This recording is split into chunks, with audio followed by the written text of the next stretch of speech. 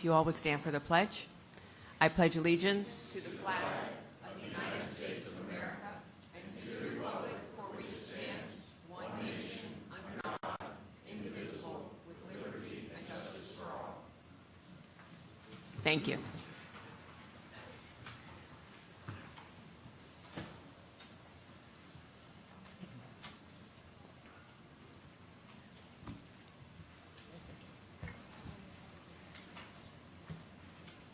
May I have the clerk read? Take the roll call, please. Mayor Marino. Here. Vice Mayor Woods. Here, ma'am. Councilmember Marciano. Here. Councilmember Lane. Here. Councilmember Litt. Here. Thank you very much. Do we have any additions, deletions, or modifications? No, ma'am. All righty. Announcements and presentations. This is an exciting part of our agenda tonight. May I please call David Reyes from Community Services and the Director of Emergency Management to the podium.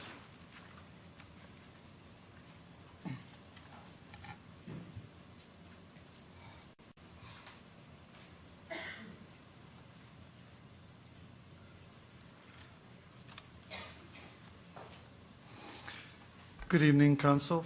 For the record, David Reyes, Community Services Administrator, Director of Emergency Management.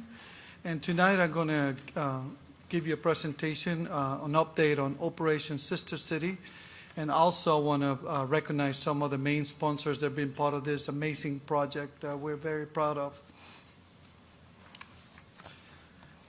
So as you know, on October 10th, Florida's Panhandle was hit by Hurricane Michael as a Category 4 storm, which is the strongest storm that hit this area. Both Bay County and the city of Callaway were among the Florida communities that were impacted by the storm. So in front of you, you see some of the pictures of the damages staff witnessed when we visit the area. But how did Operation Sister City come about? So I just want to talk a little bit about Operation Sister City. On October 11th, City Manager called a meeting with the emergency management team in anticipation of the city receiving requests to assist under the FEMA declaration, which is a typical process in the state of Florida where other cities provide assistance to the other city during situations like this. And those resources and that help is all eligible on the FEMA reimbursement, so we could provide that help to other cities. On the 15th, the City Manager, Ron Ferris, Deputy City Manager, Stephen Stepp, and I had a conference call with the City of Callaway City Manager. His name is Eddie Cook. During that call, we learned that in addition to all of the damages to the city's infrastructure in Callaway, many of the employees had lost their homes and possessions. However, they were still showing up to work, continue the efforts to restore the community. So immediately after that conversation, City Manager directed me to assemble a team, travel to the area to do a recon, and to bring some emergency supplies to assist some of those employees that were greatly affected by the storm. So the purpose of this first trip was twofold. One was to find out what resources, if any, were needed to continue to help them under the FEMA declaration. And the second was to really focus on first responders, both for the city of Callaway and the Bay County Public Works, and identify specific needs. And I want to just make a point on this. When I talk about first responders, when it comes after a hurricane situation or natural disasters, it extends outside of what we normally think about fire and police, and it really includes all city employees that really work in order to restore services to the community. So through this directive, Operation Sister City was created. And Operation Sister City is really what separates Palm Beach Gardens from all others. This is when we always go above and beyond what everybody else do. There's no other city, there's no other municipal agency in the entire state of Florida that I know that is doing something like this. Yes, they are helping with resources all under the FEMA declaration. We actually have done that ourselves. In fact, our police department just came back from a second deployment to help with resources. However, what makes Operation Sister City special is that we also focus in our efforts to help the employees and those families. In other words, we're helping those to help others. I'll give you a perfect example. City of Callaway is a municipality of approximately 15,000 residents. and they have approximately 69 to 70 employees.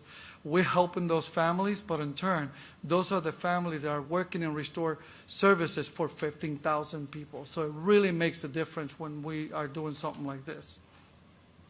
So on October 16, the city's response team was deployed, and during the first deployment, we delivered 2 trailers full of supplies, which included some personal hygiene items, cleaning supplies, electrical cords, and we even included 2 washing machines and 2 dryer machines because they were really needed. That was part of the conversation we had with the city manager, that was a great need at the time.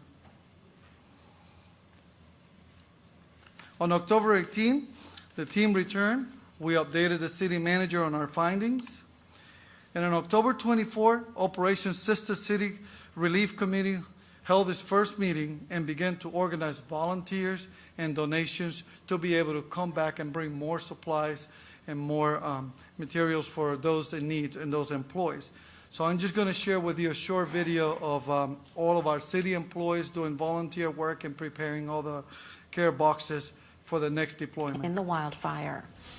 Closer to home, the city of Palm Beach Gardens is teaming up with several local organizations to raise money for people impacted by Hurricane Michael.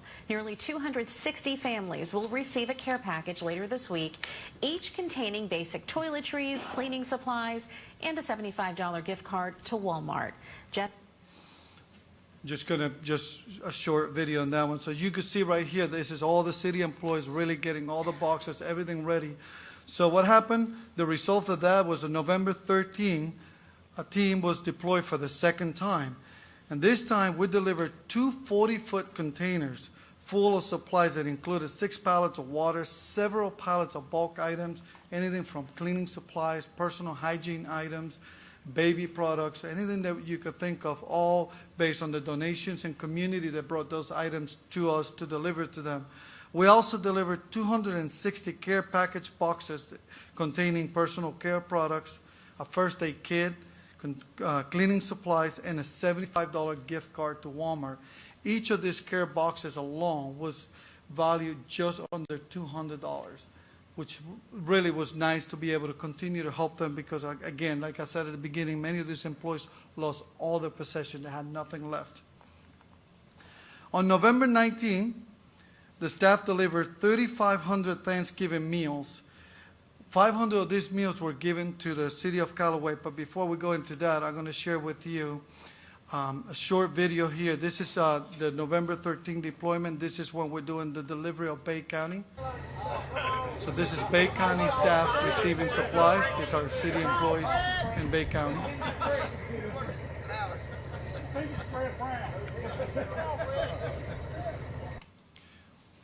This other video right here is the same day. This is when we delivered all the care boxes to the city of Callaway employees. As you can see here, city staff, volunteers from Christ Fellowship who also travel with us, and cuff towing employees which deliver the supplies for us. So on November 19th, staff delivered 3,500 Thanksgiving meals.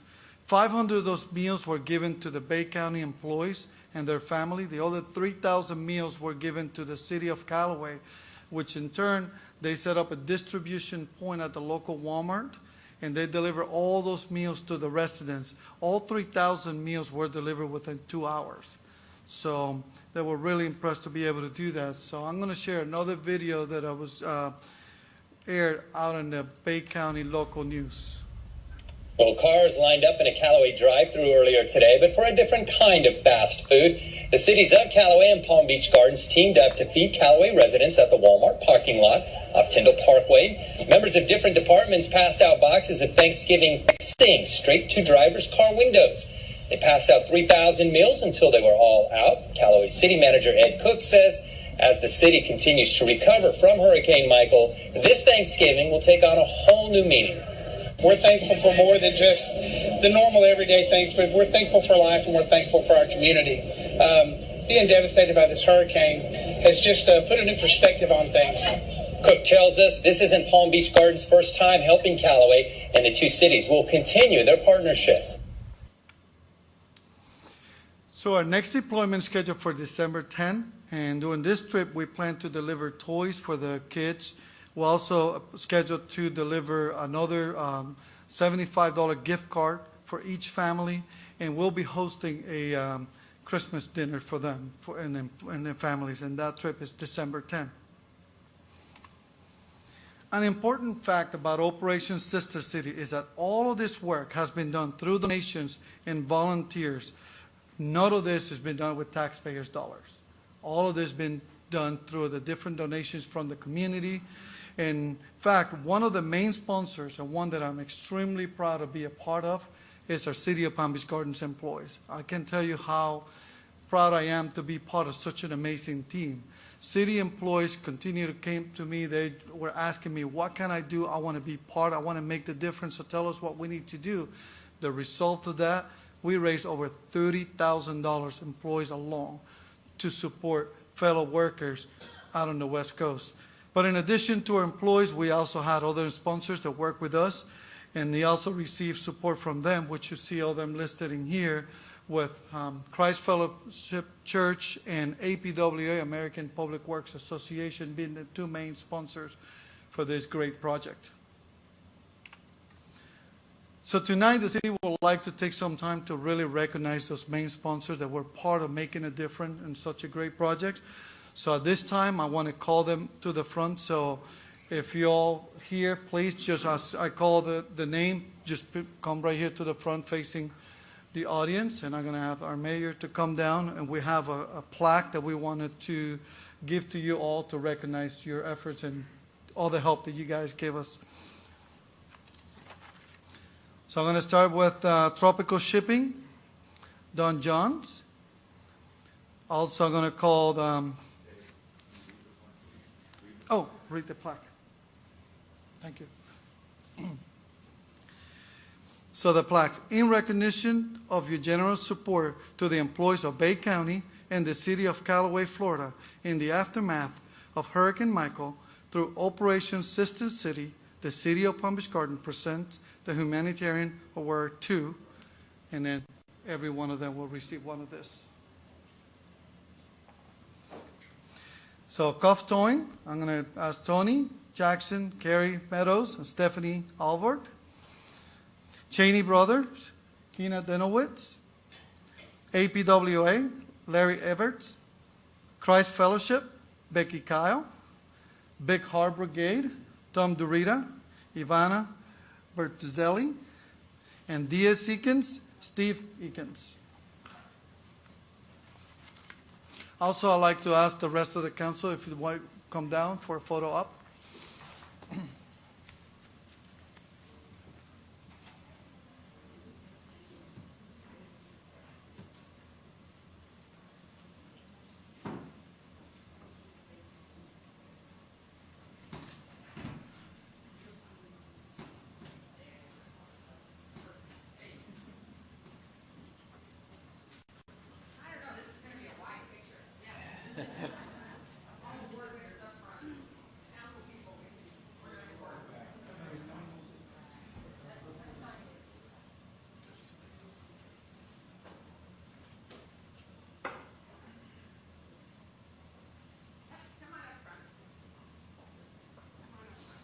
Somebody take a knee.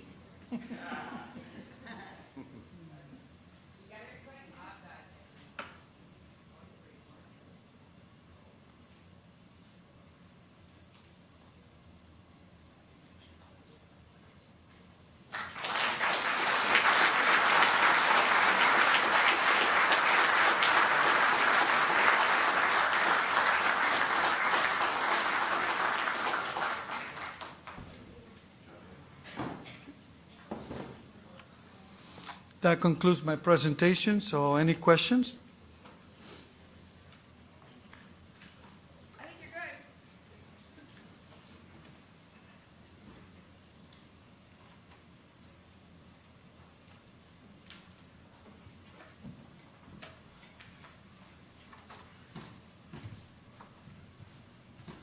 Thank you to all those that supported this effort. The city, especially the staff, coming up with $30,000 is a wonderful thing. And to our sponsors, thank you very much. Have a great day and a happy holiday, joyous holiday season. Okay, before we move on, I do want to make an announcement. Many of you remember July 21st, 2018 at the Gardens Mall. We had 2 of our officers save a child. Well, on Tuesday, December 4th, 2018, Governor Rick Scott presented Officer Robert Ayala and Officer Rafael Guadalupe with the Governor's Medal of Heroism at the State Cabinet meeting in Tallahassee. This incident that was occurred on July 21st, where Officer Ayala and Guadalupe were in the food court, noticed a woman, Anna Graham, shaking and hitting the back of her 1-year-old daughter, Lucia. She appeared to be choking.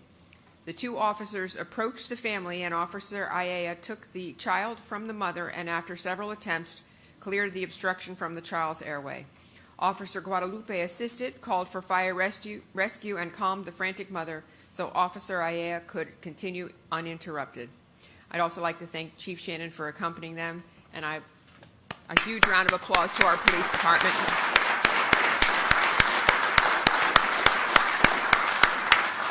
And you can see they were joined by Pam Bondi, Rick Scott, Adam Putnam, and Petronas. There you go. Thank you very much. Okay, on to items of resident interest and board committee reports. Rochelle. Welcome, everyone. I'll make it short tonight since we've got such a long meeting. But first, I would like to wish a belated happy birthday to the mayor, who celebrated her birthday on Thanksgiving Day, and it was a special one. So. I'm going backwards from now on. Last night, we had a lovely One Community Hanukkah celebration in Veterans Plaza. It was a beautiful night, and I want to thank everyone, my colleague Matt Lane and the rest of the council who was there to support us, and Rabbi David Vigler and the other rabbis from the City of Palm Beach Gardens, the Jewish Federation, the JCC. It was really a lovely night, and our staff, as always, did an outstanding job, and I'd like to thank them and anyone who attended. So if you weren't there this year, we're going to do it again next year. I would like a special thank you to Detective Jennifer Brashear for a great presentation on guns and domestic violence that she presented on November 11th to the Moms Demand Action Group, November 14th. Domestic violence claims at least 2,000 lives each year. Palm Beach County had 2,536 domestic violence injunctions for protective orders that were filed in 2017. 88% of them were filed to women. Domestic violence victims are 5 times more likely to end up dead if their abuser has access to a gun. And an American woman is fatally shot by her partner every 16 hours. If you or an acquaintance or a family member, anyone you know, needs help or access to support, 211 is the hotline, the helpline, and you can just dial 211 and be connected for help. Matthew. I'd also like to wish everyone a happy Hanukkah, a Merry Christmas, and a happy Festivus for the rest of us, for the Seinfeld fans. It was a busy month. There was the grand opening of the beautiful clubhouse at Fallon Isles, a Veterans Day ceremony at Duncan Middle School, Veterans Day ceremony at the Green Market, Veterans Day ceremony at North Palm Beach, PGA Quarter Association reception at Mirasol, the Business Development Board Entrepreneurs Luncheon, the Interfaith Thanksgiving at Christ Fellowship, an NCNC meeting, a Posada opening, the Mayor's Golf Tournament at Sand Hill Crane. We all wrapped gifts at the Joy Gift Drive, and we all attended the Hanukkah Unity celebration at City Hall last night. And I want to thank Mayor Maria Marino, Vice Mayor Carl Woods, Councilmember Mark Marciano, Chief Shannon, and Assistant Chief Dominic Pape for honoring us by coming to the celebration last night. And I can tell you the highlight of my month was watching Vice Mayor Woods Councilmember Marciano, Mayor Marino, Councilmember Litton, myself, all dancing the horror at the end of the ceremony. Something you never thought you'd see in Palm Beach Gardens. That's it. Thank you, Matthew. Mark?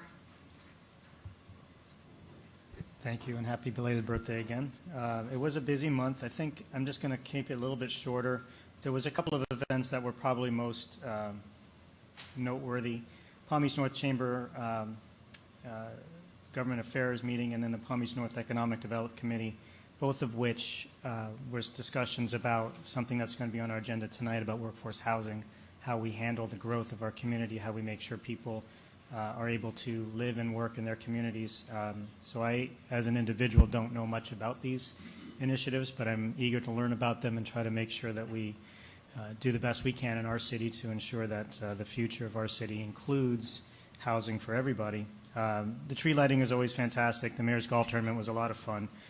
But really, menorah lighting last night was really a treat. It was a joy to be there with all of you, and it makes you realize that we're all individuals, we're all human beings. We all need to look at each other in a positive way, making sure that we respect each other no matter what your creed, your religious beliefs, your color of your skin, and where you're from. So this is the holiday season, and I think we all kind of start to feel that, which is a good thing. I did want to make a comment, and I spoke with the Chief earlier, Chief Shannon, about this. We all are concerned about traffic in our city and really the speeding that goes on. And I know I'm talking to the choir here, but a friend of mine who lives off of Holly Drive approached me last week and said that she was sitting at Military Trail and Holly Drive making a left to go into her home community. And she was stopped at a red light, and the left turn lane was a red. The traffic on Military Trail was green. Of course, it turned red, and a gentleman on a bicycle tried to cross the street when she was supposed to. She said she turned over and looked over and saw the young man's face on the bicycle get hit by a car. And the truck, of course, or the car that was going by, was obviously speeding. So I don't know what the answer to this is. The chief has, obviously feels very concerned about the safety of our residents, and the police force do as much as they can. They do a wonderful job out there, and we see them everywhere. But just tell your friends and your neighbors to slow down. The thing about Military Trail, if you make it through the first red light, you're going to get stopped at the next one anyway, so there's really no need to speed. So everybody can just make sure that they remember to abide the laws and look out for your fellow residents of our city, whether on a bike, on their feet, or in another car. Thank you. Carl. Well, I'm going to keep mine short as well. I would like to say Merry Christmas and Happy Hanukkah to everybody. Last night the menorah lighting was very special for me because it's, in the last several years, the menorah lighting had seemed to have been a small gathering. And it was promoted this year and probably came together because of the shootings in Pittsburgh. And then we also went to the Jupiter gathering right after the shootings. And it just seems like we're coming together more and more through tragedy or through community, but it's nice to see. And I would like the menorah lighting next year to fill the entire parking lot and to be gathered with everybody, regardless of the religion. So we've been everywhere, and it seems like we've been to I know I've been to 3 meetings a day, and I'm tired, and the icing of the cake is I get to spend it with you guys for the next few hours and put this month behind us. And we'll end up with some positive votes so we can continue into our Christmas season and see what happens next year. But it's time for giving, so please give. And being a council member sometimes not easy. We do a lot of debating, we do a lot of discussions, and hopefully at the end of the month we make the right choices, because the short version is you guys elected us to make choices on behalf of the community, so whatever you may see in the paper may not be the whole story. There's a lot of conversations going on that end up here at the end of the month. So I'd like to get on with it, and I just would like to wish everybody a happy holiday, and that's it. Thank you. Thank you, Carl. Okay, here's what I did. Mark always comments, and from radio interviews to magazine interviews to State of the Cities, actually probably half a dozen of those. It was a very busy month. we do a lot here in the city, and as a council, we are what I would say probably the most visible council you will see and the easiest to get in touch with. You can pick up your phones and call us, and we are going to call you back. And I had the opportunity to go to citywide meetings, countywide meetings, statewide meetings, and we really live in a city that is very, very well regarded around the state, and many businesses that work here, that build here, that come to our building department. I think Ron can probably attest to the fact that we are stringent, but we're very fair. And we want people to succeed when they come into the city. We want their businesses to succeed. We want them to be partners with the city, and we want to be partners with them.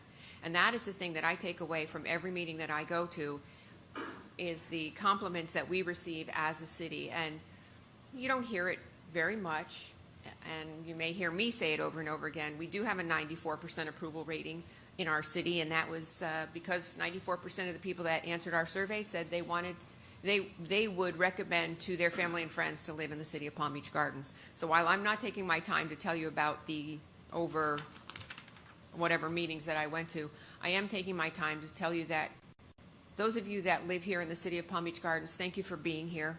Thank you for investing your dollars here in our city. For those of you that are businesses here, thank you for investing your dollars in our city. You help offset the taxes that our taxpayers pay. And I know you pay your own taxes, but I think we're very fair. And remember, only 29% of the 29 cents of every dollar that you write in taxes actually stays in the city of Palm Beach Gardens. The rest goes to the county. So on that note, I do want to say thank you to all who signed my petitions. I filed by petition, and actually filing for candidacy closed last Friday, and I'm running unopposed. So thank you for that. And lastly, I would just like to wish everyone a happy and healthy holiday season. May the joy fill your days, and they be filled with family and friends. Thank you. Okay, comments from the public. David Willihan.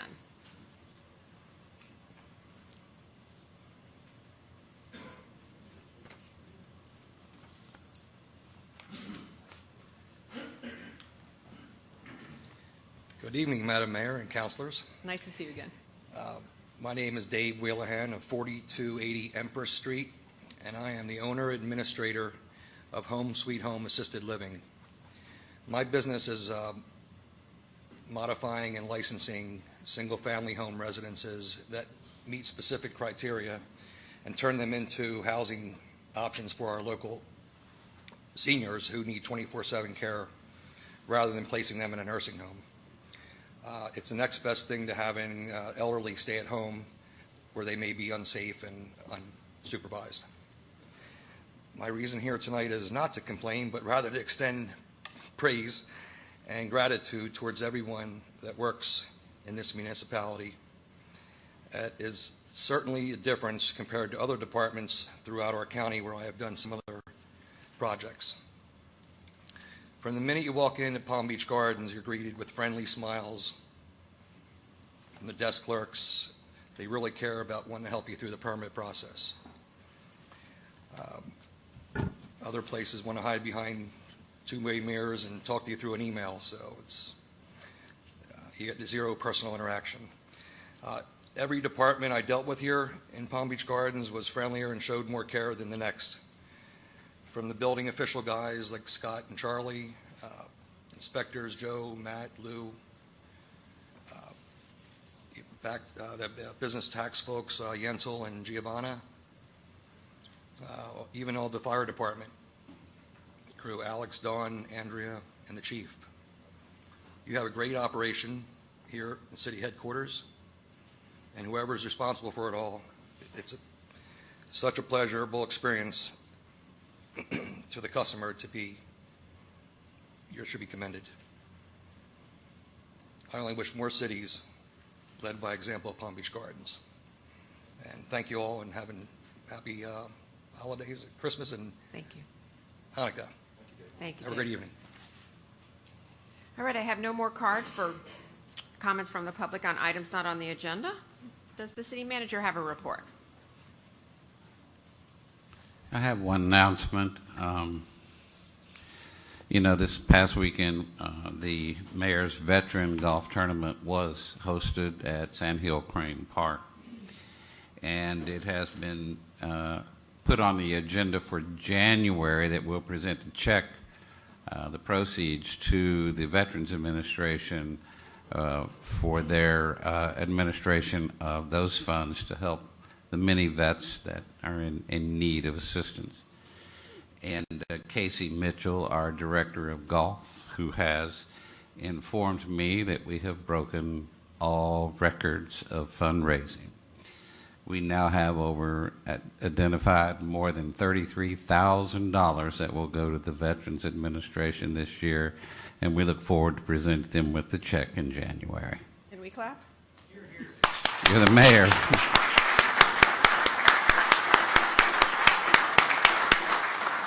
Shout out to Casey. Thank you for taking this task on in your first few months as our Director of Golf out at Sand Hill Crane. Thank you. All right, next item on the agenda is the consent agenda. May I have a motion and a second, please? I'll make a motion to accept the consent agenda. I'll second.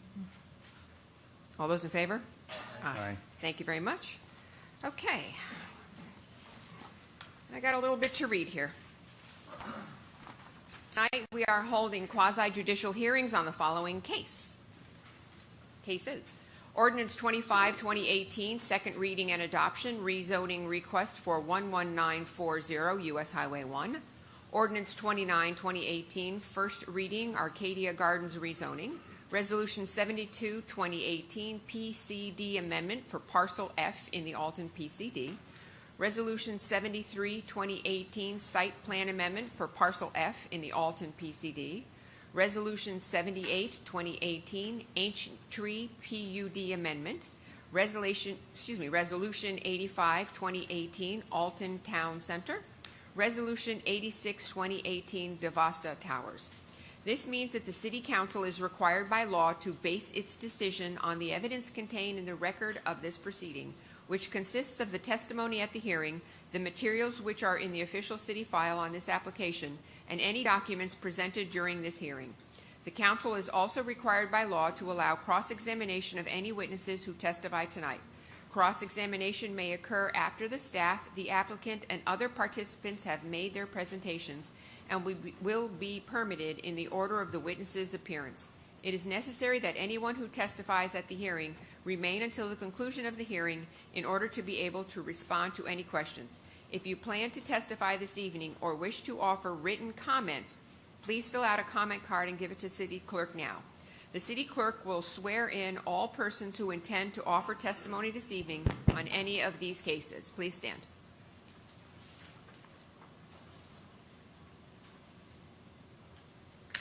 Do you solemnly swear to tell the truth, the whole truth, and nothing but the truth, so help you God?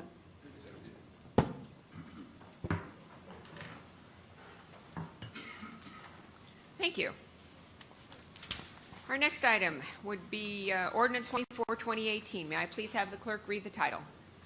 Ordinance 24-2018, an ordinance of the City Council of the City of Palm Beach Gardens, Florida, adopting a small-scale amendment to its comprehensive plan, future land use map, in accordance with the mandates set forth in Chapter 163, Florida statutes, specifically Section 163.3184 et sequentes Florida statutes, pursuant to application number CPSS-18-09-000012 that provides for an amendment to the city's future land use map by designating one parcel of real property comprising approximately 5.74 acres in size, more or less as C commercial, such parcel being generally located at the southeast corner of the intersection of Juneau Road and U.S. Highway 1, approximately 0.5 miles north of the intersection of U.S. Highway 1 and PGA Boulevard, providing for compliance with all requirements of Chapter 163 Florida statutes, providing for transmittal to the Florida Department of Economic Opportunity, DEO, providing that the future land use map of the City of Palm Beach Gardens be amended accordingly, providing a conflicts clause, a severability clause, and authority to codify, providing an effective date and for other purposes. Note to the public, there is a sign-in sheet at the front table for anyone wanting additional information from the Department of Economic Opportunity. Thank you. I will open the hearing. Has anything changed since the first reading? No, Madam Mayor, no changes since first reading. Does anyone need a presentation? Good. Okay. I will close the hearing because I have no cards on this. May I get a motion and a second, please? I'll make a motion to advance Ordinance 24, 2018 on second reading. Thank you. May I have a second? Second on second. All those in favor? Aye. Motion carries. Thank you very much.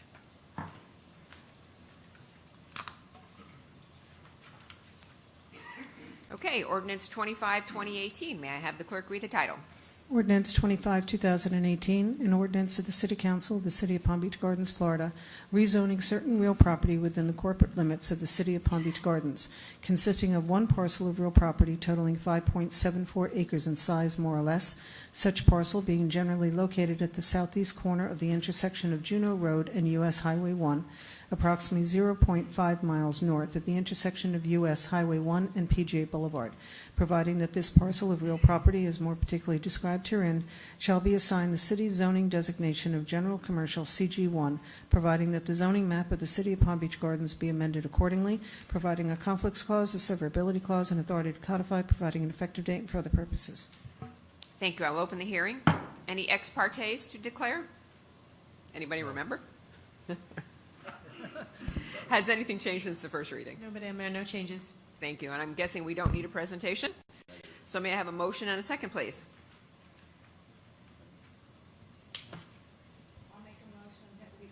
I'll make a motion that we advance Ordinance 25, 2018 on second reading. I'll second it. Thank you. All those in favor? Aye. Aye. Thank you. Motion carries 5-0. Ordinance 26, 2018. May I have the clerk read the title, please? Ordinance 26, 2018, an ordinance of the City Council of the City of Palm Beach Gardens, Florida, annexing pursuant to a petition for voluntary annexation two parcels of real property comprising a total of 23.48 acres, more or less, located along North Lake Boulevard between Grapeview Boulevard and Avocado Boulevard and between 130th Avenue North and 120th Avenue North in Palm Beach County, Florida. That is more particularly described herein, declaring that the owner of the real property consents to be annexed hereby, amending Article 2 of the City Charter by redefining the corporate limits, providing for transmittal to the Florida Department of State, the Florida Department of Economic Opportunity, the Florida Governor's Office, and Palm Beach County, providing a conflicts clause, a severability clause, and authority to codify, providing an effective date and for other purposes. Note to the public, there is a sign-in sheet at the front table for anyone wanting additional information from the Department of Economic Opportunity. Thank you. I will open the hearing. Hello there. How are you? I'm well, Madam Mayor. Good evening, Council. For the record, my name is Martin Fitz. I'm a senior planner with the Planning and Zoning Department, and I have been sworn in. This is the first reading for Ordinance 26, which is a voluntary annexation for two right-of-way segments totaling approximately 23.48 acres, located along North Lake Boulevard, immediately adjacent to this map shows where the segments are. Segment 1 is between Grapeview Boulevard on the far west to the Avocado Boulevard, and then the second segment is from 130th Avenue North to 120th Avenue North on the far east side. These two segments are being annexed in order to complete the roadway segment from Grapeview Boulevard all the way to Carlton Oaks in order to provide a unified jurisdiction for traffic enforcement along the road. Segment 3, as shown on the map, is the subject of a memorandum of understanding between the Sheriff's Office and the Police Department to allow us to provide that jurisdiction within that area. As I stated, the reason why we're doing the annexation is because currently there are multiple jurisdictions along this road segment, which sometimes causes confusion as to who has jurisdiction and who's responsible for responding to accidents and things of that nature. And this annexation will complete that segment for providing jurisdiction. The roadway of North Lake is owned by Palm Beach County, and Palm Beach County did consent to annexation when they signed an interlocal agreement at the September Board of County Commissioners meeting. This annexation does meet all the criteria in state statutes. It is one owner, it's contiguous to the city's boundary, it's compact, and it will not create an enclave or pocket of unincorporated area. The city conducted a level of service analysis concurrent to the annexation. The site is a road right-of-way, so it's not serviced by potable water, sewer, or solid waste, and it will not have any direct negative impacts to the level of service for police and fire. In fact, it will improve the service levels. This has been noticed, and Palm Beach County has been notified consistent with the county's voluntary annexation ordinance. To summarize, it is consistent with the state, local, and city statutes, and it is staff's recommendation for approval. And staff is available if you have any questions. Thank you. I do not have any comment cards at this time, so I will close the hearing. May I get a motion and a second, please? I'll make a motion to accept Ordinance 26 on first reading. Second. All those in favor? Aye. Aye. Any discussion? Any questions? I have a quick question. I brought this up in the agenda review as well. That includes the roadway itself so that our first responders and our police department will be able to do speed and accident and everything on that roadway in this area, so it carries through the rest of the city. Yes, correct? ma'am, that's correct. Mayor, I got a statement, actually. Annexing this area only gives us the right to service the road, because there are communities out there that think Palm Beach Gardens is accountable for putting in right turn lanes, which I think it's Carlton Oaks. So we need to make sure that it's explained to the community that even though we're annexing this to service it as far as traffic and our first responders responding to emergencies, it's still maintained by the county for improvement purposes, correct? That's correct, sir. Okay, thank you. Any other questions or comments? Okay. Hearing no further discussion, all those in favor? Aye. Thank you very much. Thank you, ma'am.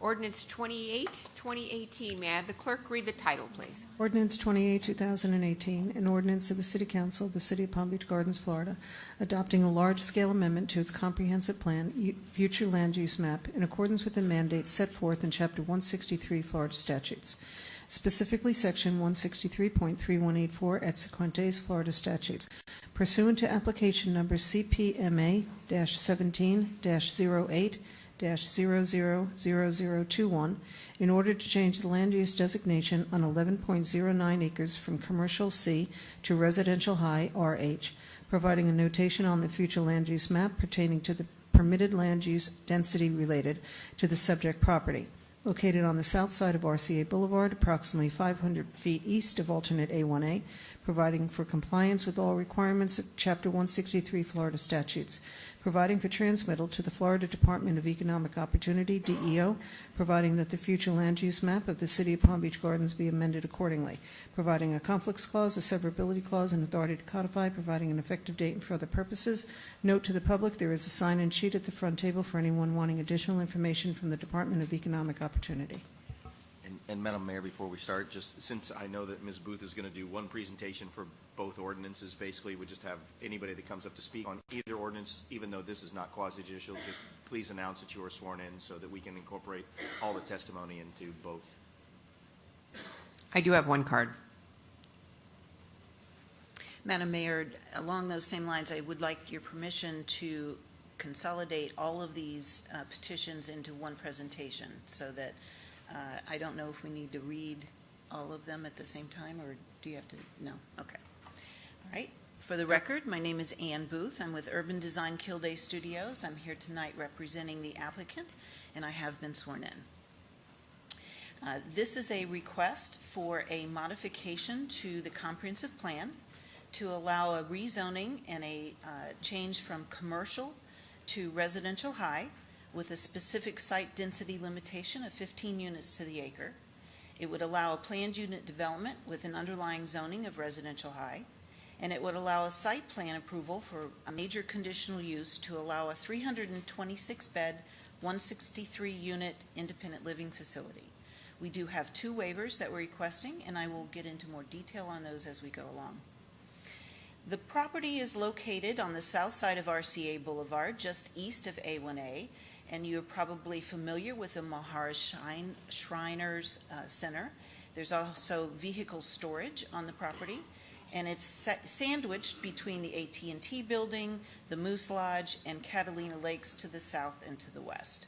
To the north is Legacy Place, and further to the east is the Oaks.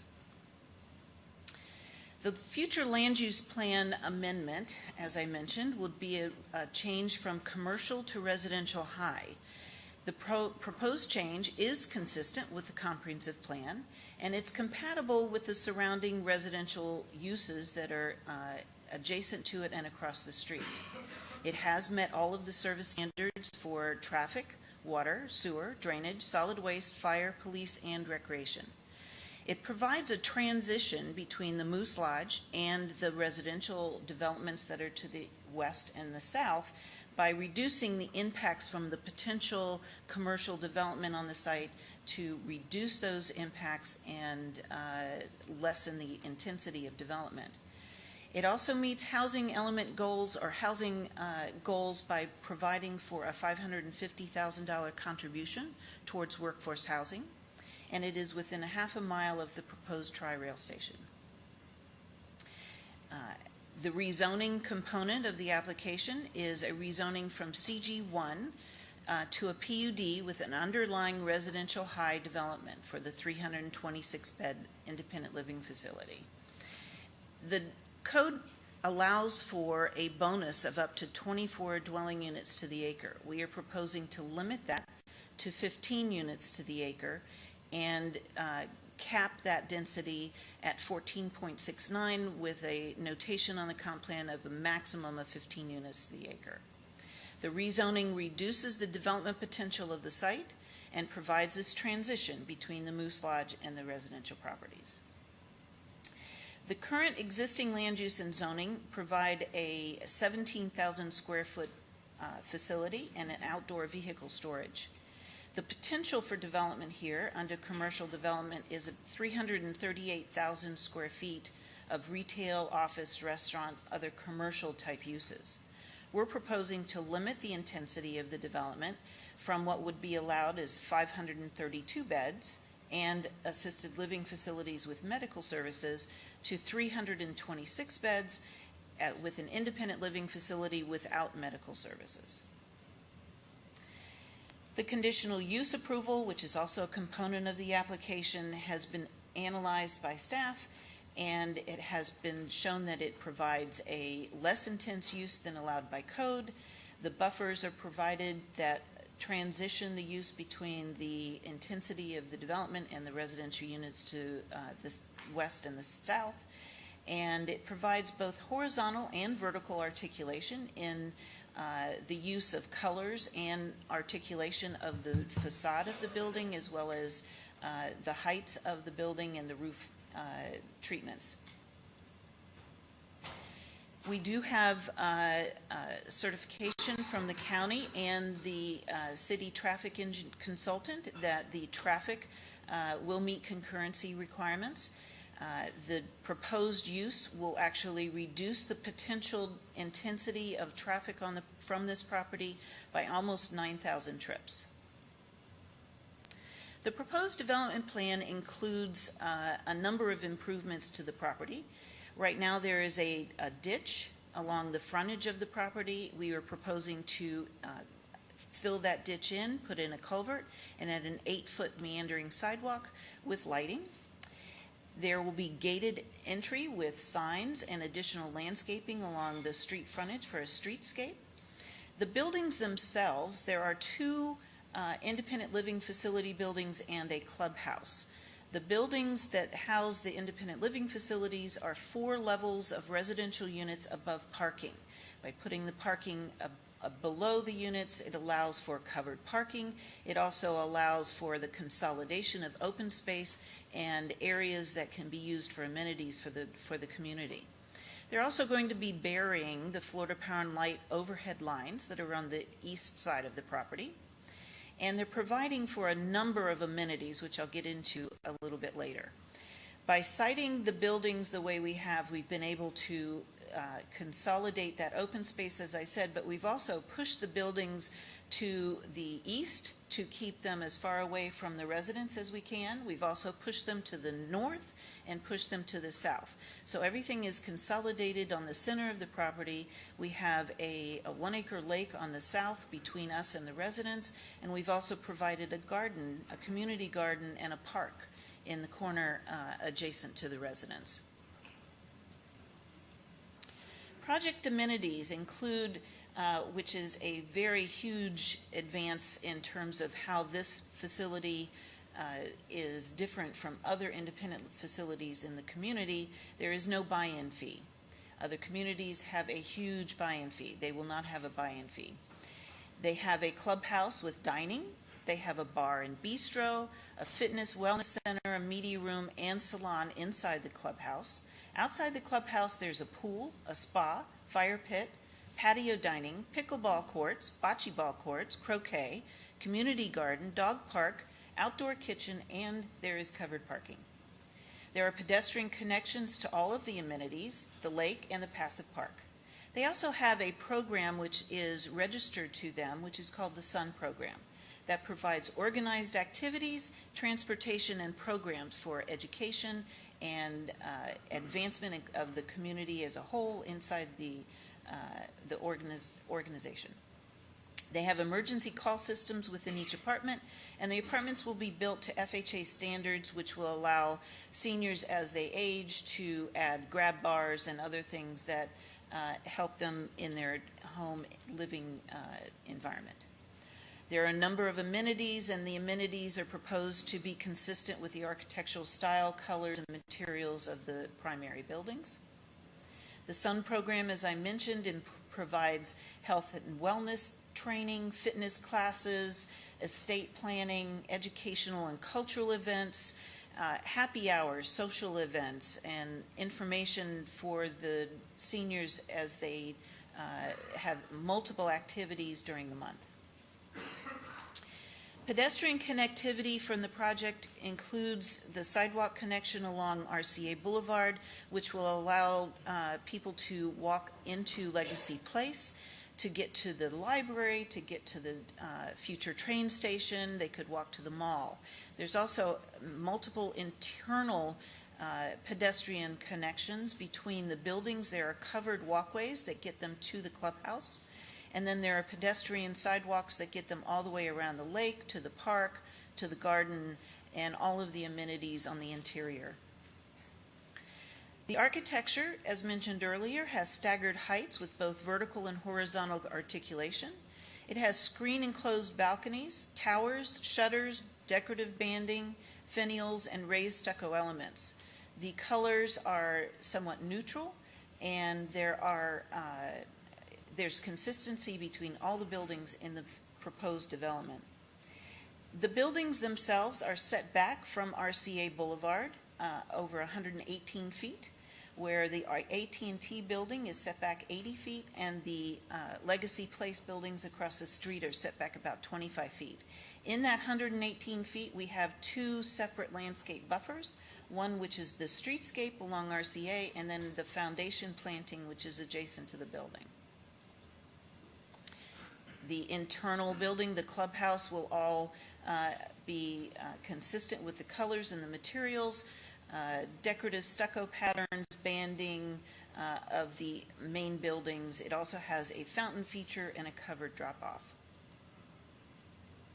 All of the elements as far as the amenities, as I mentioned, will have consistent style, color, and architecture with the main buildings.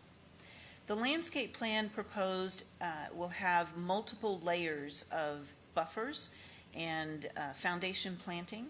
Along RCA, there will be a 27-foot streetscape buffer, in addition to a 25-foot buffer along the foundation of the building. Then on the west side of the property, we have a 15-foot landscape buffer where we're required to have 8, In addition to that, we have a landscape buffer along the foundation of the building that will allow for an increased buffer of a minimum of 49 feet. On the east side of the property, we have the same conditions, except we have access that goes along the eastern boundary of the property, where we've been able then to consolidate the buffer and the foundation planting for a 30-foot wide planting area. We have a 35-foot minimum pinch point on the corner with substantial planting in between. On the south, we have over 165 feet of separation between the south property line and the building. Between the property line and the building, we have multiple layers of landscaping. We have existing trees, which we will maintain for the height along the south boundary. Palm trees, we will supplement those with additional trees and plantings. We also have foundation planting along the building. We have lake planting, littoral plantings, and the buffers vary from 10 feet to 15 feet wide along the entire length. The points provided for this project almost double what this code requires. We have over 23,000 points where we're required to have 12. As I mentioned, the streetscape will take the existing condition with the guardrail and remove the guardrail, fill in the ditch, and create a beautiful entrance feature for the community and beautify RCA Boulevard. Krent Whelan Design has done a entry design with water features and signage and an entry feature just at the gates, which will be consistent with architectural style, colors, and materials of the buildings. The existing trees on the south side, as I mentioned, will be preserved, as well as obviously the trees on the Catalina Lake side. Those existing will be the buffer will be supplemented with additional plant material, and as I mentioned, the Florida Power and Light lines will be buried. We will have over 200 feet between the building on the south and the nearest residence to the south. The western buffer will include the garden and the park as an amenity, and rather than 8-foot required, we have provided a 15-foot buffer. The height waiver, we've tried to modify the building to allow for varied heights that minimize the waiver. The setbacks and the heights are adjusted based on where the heights are on the building. We've tried to keep the lowest height levels next to the residential community with the higher levels on the interior of the project. We have increased the landscape buffers and provided additional plant material for additional screening. We also, the reason we have consolidated everything is to allow for the covered parking under the building. The setback waiver is for only a small portion of the building at a pinch point on the west side next to the Moose. And as I mentioned, there are varied setbacks for the building. In all other cases of the setbacks for this side of the building, we exceed the required setback. For the setback waiver, there's a portion of the building that is taller than the rest of the building. And in that portion on the bottom level, we're required to install a generator. It's the emergency generator. And it requires the wall to be bumped out approximately 3 feet. So the only reason we're asking for that waiver is, or the only place we're asking for that waiver is for that 3-foot section that's 52 feet long for that one section of the building. We have met with the Catalina Lakes Homeowners Association and have received a letter of support from them. And there are a number of public benefits in addition to what I've mentioned already. This provides a housing option that is currently unavailable to active, healthy adults 55 and older. It allows for this contribution to the City Attainable Housing Fund. We've increased the setbacks from what would otherwise be allowed and provided for under the commercial districts. We've provided extensive landscaping and increased buffers. We are going to be improving the streetscape. The proposed development is less intensive than the potential commercial uses allowed by code. We are providing the public sidewalk, and the sale benefits, as we understand it, would be used for the benefit of the Shriners Hospital. We have met all of our signposting, mail notices, and we did have a Planning and Zoning Board meeting on November 13th, and they unanimously recommended approval. Tonight in the audience, we have members of the management company and the owners of the property, Malcolm Sina and Michael Usolini of the Sina Companies and United Group, Steve Matheson of Matheson Whittles, and we also have a representative here who from United Group who is the management operating for their senior living facilities. So if you have any questions, we'd be glad to answer them. Okay.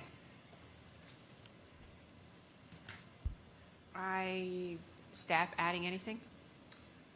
All of staff's presentation material is duplicative of the applicant's presentation, so staff is more than happy to answer any specific questions. Staff does recommend approval of Ordinance 28 and 29 on first reading. Thank you. Okay, I have one card. Peter Banting.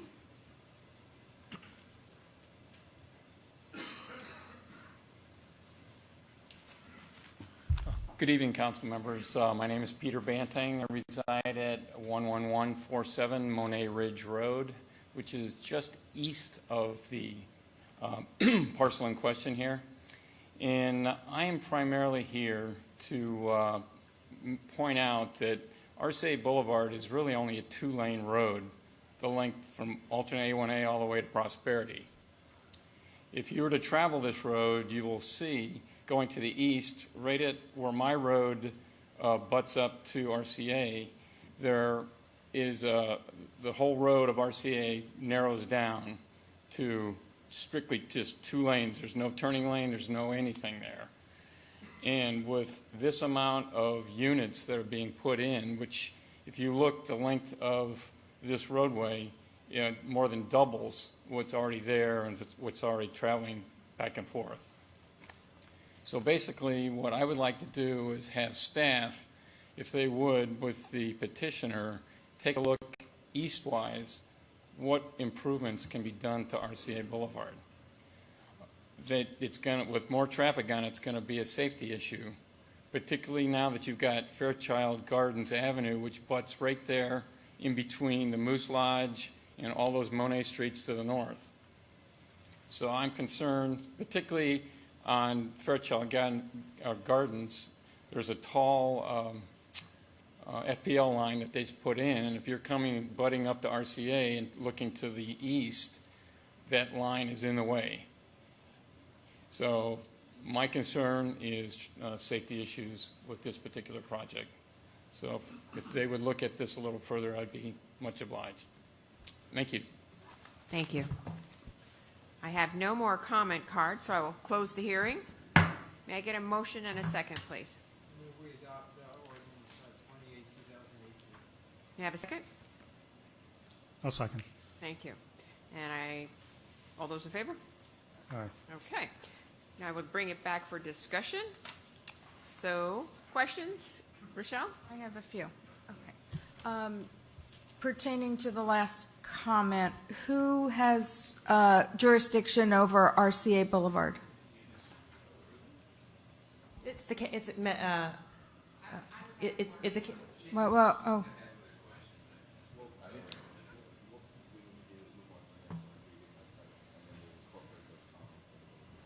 Okay, I can wait until we do the. This was the. First one that we're doing is the change of the land use. Okay, that's fine. And then we'll talk about the other. Okay. Ordinance 29, 2018, an ordinance of the City Council of the City of Palm Beach Gardens, Florida, rezoning certain real property within the corporate limits of the City of Palm Beach Gardens, consisting of 11.09 acres in size, more or less, and located on the south side of RCA Boulevard, approximately 500 feet east of alternate A1A, to be known as the Arcadia Gardens Plan Unit Development PUD, providing that this parcel of real property, as more particularly described herein, shall be assigned the city zoning designation of Plan Unit Development PUD, overlay with an underlying zoning designation of residential high RH, providing that the zoning map of the City of Palm Beach Gardens be amended accordingly, providing a conflicts clause, a severability clause, and authority to codify, providing an effective date for other purposes. Thank you. I'll open the hearing. We've had the presentation, correct? Okay. And we'll just incorporate all the comments from the previous hearing into this one. Thank you. So I need a motion and a second for discussion. May I have a motion? I'll make a motion for discussion on Ordinance 29. May I have a second? Second for discussion. Okay. Bring it back for discussion. Rochelle. RCA Boulevard is under the purview of The who? county. The county. So this would have to be taken to the county, and it's my understanding that they won't even look at the road until the trips are a reality, and they can actually count what the traffic is going to be. Is that correct? That's correct, ma'am. This project was transmitted to the county for concurrency review. Under the concurrency review under the county, there was no warrant for any off-site improvements to RCA, nor were there any warrants for turn lanes. So not only does the project concurrency analysis not warrant any of those off-sites, the county, as the permitting authority, would not permit those to be issued. And this is a challenge that we have on many on many projects that are under the county's jurisdiction. When there are safety concerns, the county will not permit those unless they are warranted from a trip standpoint.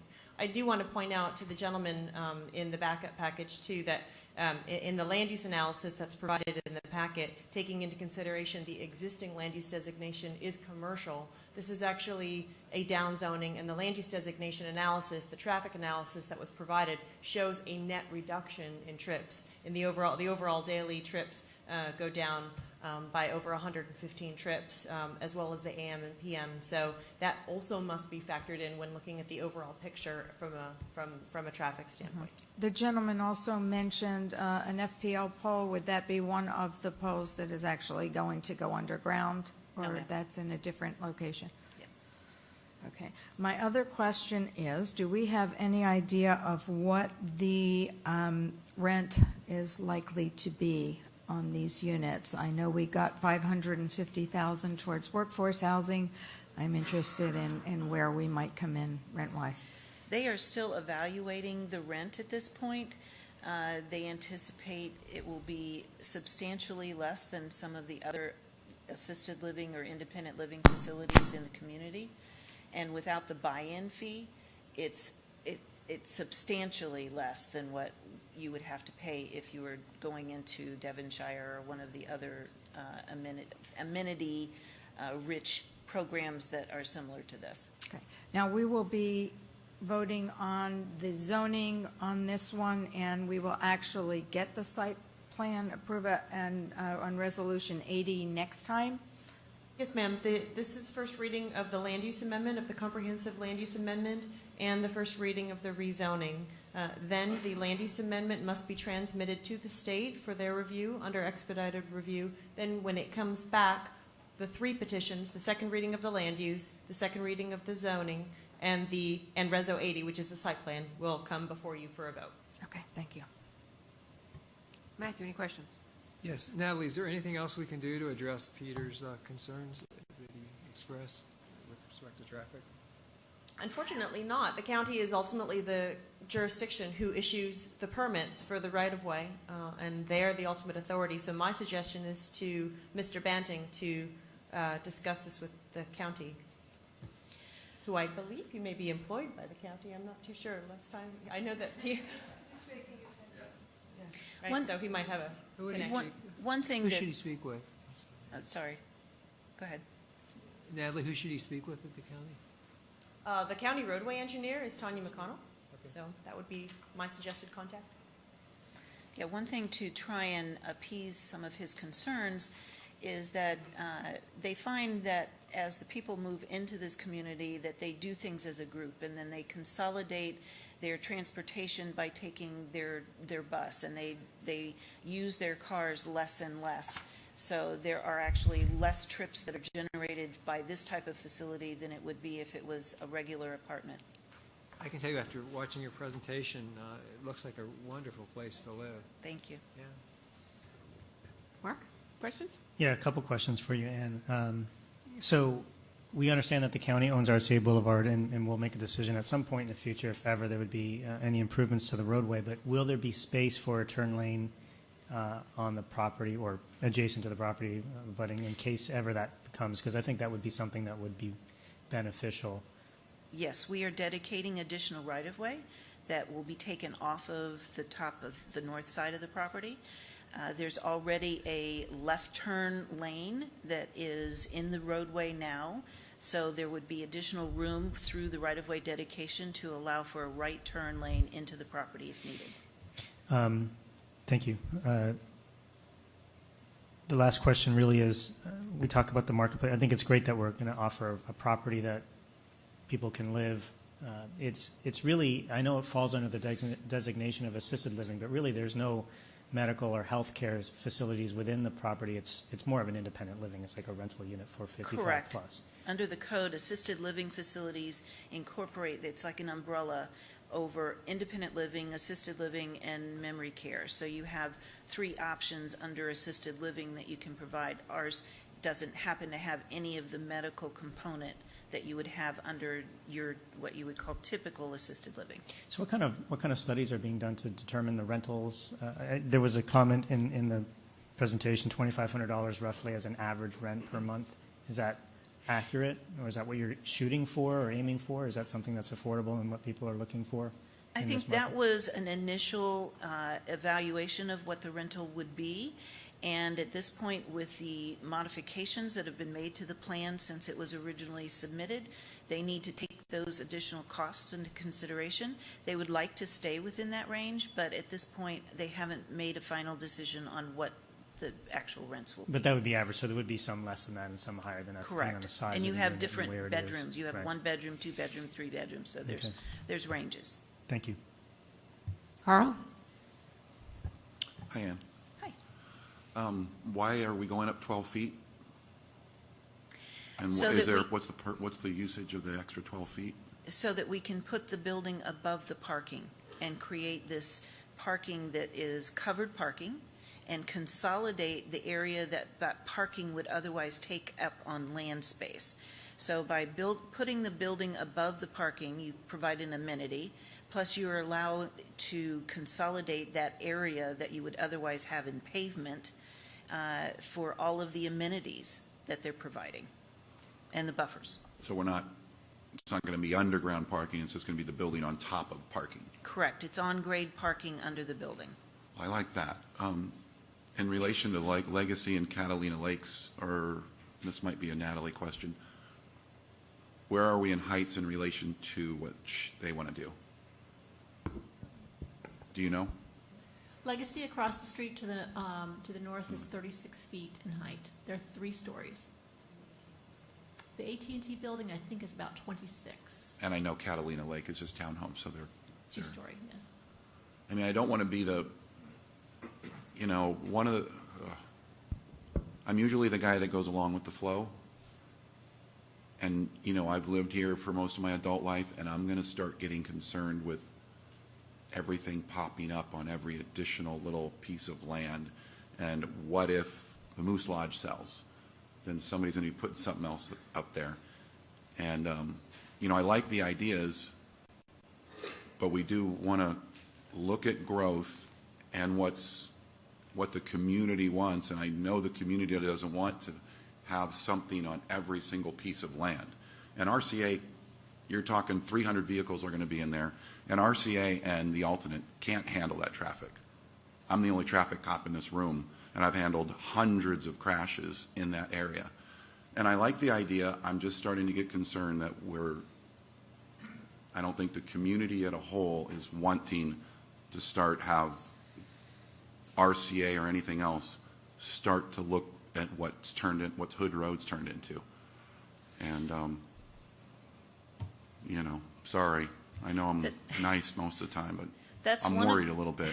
That's one of the beauties of this proposal, is that the intensity that is allowed by the commercial development that it currently could build there without any waivers is much more intense than what we are proposing with this development. And it reduces the traffic and it reduces the intensity of development that could go there. I understand that. I'm just thinking of the city. You know what I'm saying. That's all I've got. Thanks. Sure, go ahead. Okay. Okay, Rochelle. To address Carl's concerns, while many of the residents would like all building in the city to stop, when you're dealing with private property, the developer has the right to build on that property. And it's our job, I see it as council members, to make sure that the proposed development makes sense for the city and is compatible with the surrounding area. The TOD area, the transit-oriented development area, is right there in that section. That's the area that's been identified for this type of growth. So it really fits in with the long-term plan that the city's been discussing. And as Ann mentioned, in my eyes, will significantly improve the aesthetic quality of the site, and it fits in with that TOD concept that we're looking at in that area. I do like the idea of it's really accessible to the mall, to Tri-Rail if it comes up here. So moving people is the goal of this council, even though we won't be here that long. The idea of moving people instead of cars is where we're trying to go. And I know, and I'm tired, and I appreciate you setting me straight, and I know a person who owns a piece of land has the right to build on it. It's just my heart's talking a little bit about turning into something bigger than we want to be, and that's all I'm saying. So, I know. Ann, question. Yes. Is there going to be a bus available? Because you were talking about how they will be doing things as a group. So is a bus part of the amenity that's going to be there so all of them can go someplace together and then you only have one trip as opposed to 20 trips? Correct. They have group transportation. They will also take them in smaller vehicles if they need to go to the doctor or if they want to go shopping. They'll organize trips for them to go to the theater. So, yes, they will have group transportation. And is there any plan in the future to condominiumize these, or this is rental going forward in perpetuity? The developer of the community has over 15 of these senior living facilities that they own, manage, and it is their intention to maintain them as a rental community. Okay.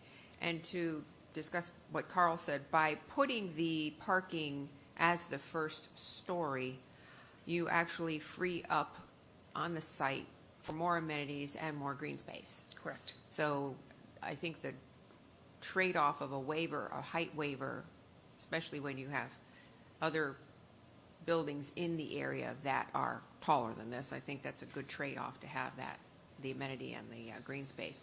And responding to what Rochelle said, this really is the urban core of the city of Palm Beach Gardens. And you're going to see more density in this area because this is where the TOD is going to be. This is where the services are provided. This is close to, you're a mile walking distance to City Hall, the hospital, the courthouse, the college, 5 malls, Legacy Place. So this is the whole reason for having any kind of intensity in this area is the fact that there is going to be different types of transportation available in the future.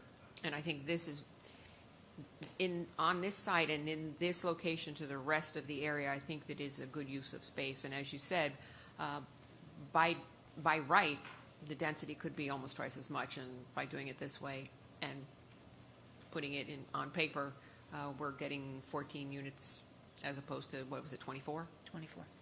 Yeah. And how much do we have going? How much is going to workforce housing on this? $550,000. Which I like that. Yeah, this is a 55 and older community. I think I'm the youngest one here, and well, not out there, but amongst us here, and I'm not that far from 55. So, nice. Hey, well, I'm not that far from 55, is what I'm saying. So, just because it's a 55 and older, it doesn't mean that it's a retirement community. This is potentially people 55 and older wanting to downsize, yet they're still working, and if they're working in the community nearby, this is an opportunity for maybe traffic to be captured within the core. I'm nowhere ready to buy a 55 plus I downsize. could. So But, I'm just telling you, I could. but you know, I'm 54 and I'm moving in next year. I don't so get it going. I don't see this as a retirement community because of its location. It may be, but I see it as an active 55 plus that's going to use the local area, and the rents are going to be affordable for people that are still working. So We've talked it out. Yep. Okay. So, any further discussion? No. All those in favor? Aye. Aye. Thank you. Motion carries 5-0. Thank you, and happy holidays to all of you. Thank you too, Ann. Nice presentation. All right, so I am.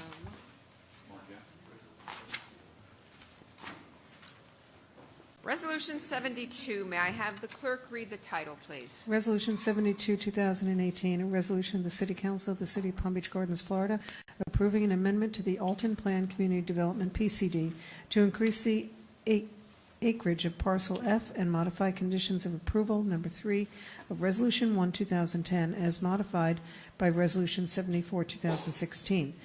Such parcel being located south of Donald Ross Road, north of Hood Road, and east and west of Interstate 95, is more particularly described herein, providing conditions of approval, providing a waiver, providing an effective date, and for other purposes. All right, I will open the hearing. And any ex partes to declare? No. Okay. Hello there. Well, good evening, Madam Mayor and council members. For the record, Donaldson hearing with Cutler in hearing, and I have been sworn. So I'm here tonight on behalf of KH Alton LLC, which is Coulter, and with me tonight is Mr. Scott Morton as well as Nicole Plunkett from our office. We're here specifically tonight to talk about what we refer to as Parcel F2, and so it's located in the very south half of Alton on the east side of 95, immediately just kind of north of and contiguous to Hood Road. Access to the site's available from multiple locations, from Beckman Terrace, Grosse Point Drive, as well as from Alton Road and from internal roads within the community.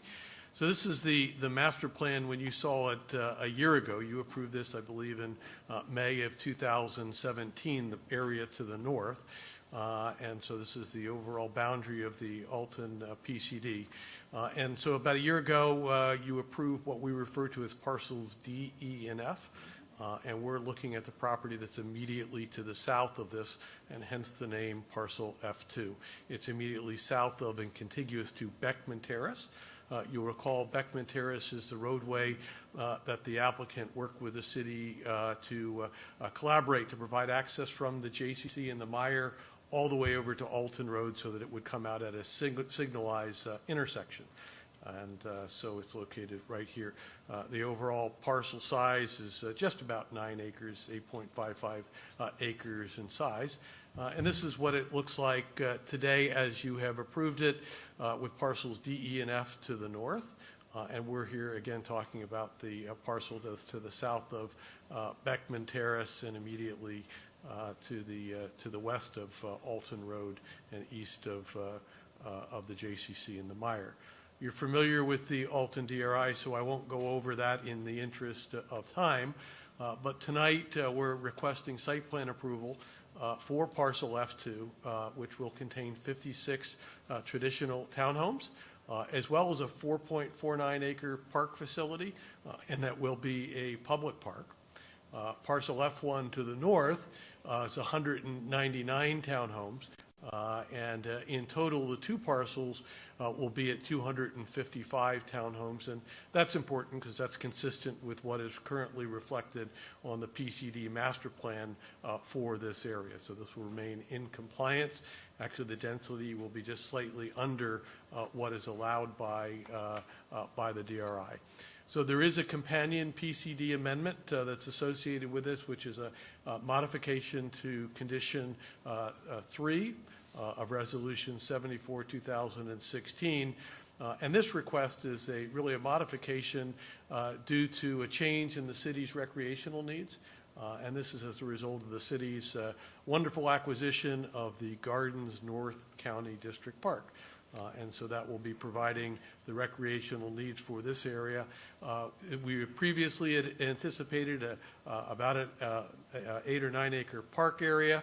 However, we'll continue to be providing basically what's equivalent to about a 4.5-acre park, which again will be remain open to the public as well as to the residents of the Alton community. So the modification to condition number 3 of Resolution 74-2016 is just simply that the applicant will provide a minimum of 4.49 acres of community park facilities to the east. So that's the modification that is proposed to the PCD, and I am presenting both the PCD amendment and the resolution for the site plan concurrently. So the site is 8.55 acres. There'll be 56 townhomes. The park will be 4.49 acres. And the density is well below the maximum of 9 units to the acre at 8.15 units to the acre. So this is what parcel D, E, and F look like when you add the addition further to the south. So right here, this is the modification on south of Beckman Terrace. So that's what it would look like put together. There's the Meyer. And of course, Alton Road is very close to being open to the public. I think it's fairly soon, and it will be a signalized intersection at Hood Road, and it will extend basically south from Grandiflora all the way down to Hood Road. Grosse Point Drive, which provides the existing, actually the sole access today to the JCC and the Meyer, will be integrated and interconnected with this project, providing an alternative means of access to this parcel, to Beckman Terrace, as well as continuing to provide a second means of access to the JCC and Meyer. Their preferred point of access, at least for making left turns out onto Hood Road, will be from Alton Road and the new intersection and signal at Alton and Hood. So just walk you through the site plan a little bit. We are only talking about the area south of Beckman Terrace today, so just for a little bit of context, Alton Road to the east, Hood Road to the south, Grosse Point Drive, and Beckman Terrace to the immediate north. So again, that will be a signalized intersection. So the buildings are set forth in a traditional setting, so they're intended to design and engage the street as being part of the public realm, very similar to what exists on the north side of Beckman Terrace, very similar type townhomes that will occur to the north. And the other principle would be to front buildings onto a green or onto a park, which is what we're doing on the south area. So that we have eyes on the street, eyes on the park, which from a SEPTED perspective make it very, very safe, walkable environment. We have a very extensive pedestrian network throughout the parcel that connects to the Meyer, to the west, all the way over to Alton Drive to the east, and then there's multiple interconnections. And I'd be here all night if I showed you all the pathways, but multiple interconnections that integrate into the neighborhood to make it very, very walkable from the other parts of the neighborhood down to this area as well as to the park. Throughout the site, we have made a point to make pedestrian connectivity and friendliness very, very walkable. And so we have pedestrian seating areas circulated throughout the proposed plan as well as the park. And these are the seating areas that you've seen throughout Alton, kind of on a paver blanket, and some wonderful seating areas. And all of these areas are also illuminated. So they're illuminated, so they're with the right photometric standards, so they'll be available at night. So it'll be a great place to walk, to recreate, run, jog, whatever you wish to do. We'd like to highlight a few pieces of the park, and so we are going to continue to have a public park here. This will be constructed by Northern Palm Beach County Improvement District, and one of the main components is a dog park. And this park is the same size as what originally was proposed when it was proposed to be a city park. So we're providing for both large dogs and small dogs, and it wasn't but a few weeks ago I got a call from a resident looking at moving into Alton, and his only concern was, were we still going to have a dog park? And so the answer to that question is yes. We also have a fitness park for fitness activities. It's located immediately adjacent to really a world-class playground. And the playground facilities are really the same as what we had originally programmed when we were working with this as a city park. There'll be restrooms that will be available, so they'll be available sun up to sundown to provide facilities for those users of the park. We'll also co-locate that with our mail. A wonderful playground, and this is shaded, so there'll be shade sails that will provide covering over the playground equipment designed for all ages, the very young kids, middle-aged kids, and those older kids that still enjoy a playground. We even have a couple of zip lines in here, so it's very nicely designed, and there's a walkway around it. And we've really spent a lot of effort looking at making a shaded environment, but also working on the SEPTED principles so that it was visible and patrollable by the users of the park. Again, the walkway areas as well as our seating areas are illuminated, and they're illuminated to a photometric standard, so they're wonderful for use during the day as well as on the night, like a beautiful night today with a little bit cooler. And we do have a multi-purpose lawn that can be used for pickup soccer, short field soccer, and this whole area will end up being done in Bermuda grass. So it will be basically a very high quality multi-purpose lawn. It can be used for a number of different things. So just a couple of visuals. Visual of our mail kiosk areas, the playground area, again, the shade sails, nicely done with a walkway around it. And of course, the buildings that front on and engage these areas provide eyes on the park, which create a much safer environment. Very, very nice streetscape. This is Beckman Terrace, lined by the townhomes that kind of create and form that public space, which is part of the traditional development. So these townhomes are very similar to what was previously approved. So the townhomes on the north side of Beckman Terrace, and then the more park area, and townhomes on the south side. We do a lot of things with creating street edges to kind of define public space, semi-public space, and private space, while still creating that great environment that fronts up onto the street. Even down on Grosse Point Drive, of course, it's under construction now, so a lot of the landscaping that was in has been taken out by the county, and we have agreed not only to put all the landscaping back and to supplement and enhancement, but the applicant has agreed to take on responsibility of the maintenance for Grosse Point Drive moving forward, not only the landscaping but also the roadway. So we're excited to be able to contribute to that regard. So very nice community, very well done, very well articulated, and even our alleyways are really very much so glorified with pavers and wonderful landscaping. This park that we're proposing will also be complemented by what we have already constructed, what we refer to as our Alton Recreation Center. And of course, the Alton Recreation Center has the more active uses in the sports courts, the pickleball courts, volleyball, and the pool. It does have a small playground, but the larger playground will be down at the new parkway.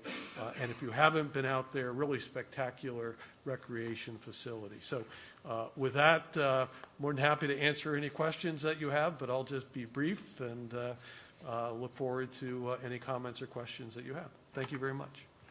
Thank you. Does staff have anything to add? No additional staff presentation. Staff does recommend approval of Resolution 72 and Resolution 73, 2018. Thank you. I have no cards on this, so I will close the hearing, bring it back for discussion. May I have a motion and a second, please? I'll motion Resolution 72. Are you doing it? Go ahead. We're having a motion and a second for discussion. For discussion, okay. Are we motioning Resolution 72 and 73 at the same time for discussion? Okay, then I motion 72 for discussion then. May I have a second? I'll second. Thank you. Okay, discussion. Carl, I'll start on your end this time. Any questions, comments? Oh, different to the RCA property, this is a planned development, and Hood Road and Central has already been expanded to handle the traffic, and I-95's Hood Road over 95 is being expanded, and this being a planned unit development, it already fits and works in this area. So, no, I'm happy. I'm happy, and I'm happy with the park situation. I'm happy with the road situation. That's going to be a lighted road. I think it flows well, and I don't have any questions. Mark. Sorry, a couple questions and a comment. How's the sales going for the townhomes in the other part, D, E, and F? Very well, extremely well. So, and we had introduced two different types of townhomes in terms of some of the sizes. And oddly enough, the sales on the larger townhomes, which go up to about 2,800 square feet, plus the porches, continue just as well as the ones that are a little bit smaller, the 2,400 to 2,500 square feet. So very successful. Okay, and the parking is kind of the same, right? It's basically the same type of project as we're seeing elsewhere in D. It is. We added a little more parking here, which is a good question. So we have on-street parking on Beckman Terrace on both sides of the road. And then we provided some additional guest parking throughout the facility and additional parking to accommodate the park. Plus, there's on-street parking on virtually every street that we have. So, so a lot of public parking. So the public could come park on street, go to the park, or park here and go to the park as well. Okay. Yeah, and I've been a big proponent of the Gardens North County District Park. I'm very proud to say that. I'm so excited to see that park continue to develop, and once it's done, it'll be world class. And the commitment that Alton and the developers here negotiated with the city manager and the staff here over a year ago. I know the conversation started. I was excited to see, and I think being only a mile away, the residents here will have easy access to a phenomenal park, but they still have enough activities right there in their own community. So I thank you for putting that together for us. Thank you. In terms of density, I see the approved Alton PCD master plan limits Parcel F to 255 units. And with the proposed development, the total number of units for Parcel F remains the same at 255, correct? Nothing further.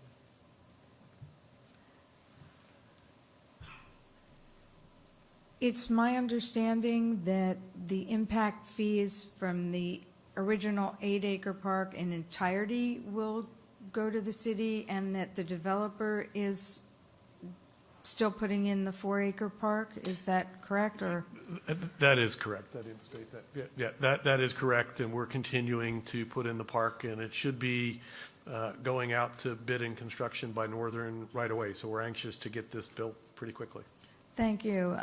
It's also my understanding that because of this, since we have District Park, that those impact fees will allow us to proceed quicker with Phase 2 of District Park. Is that correct? Ron?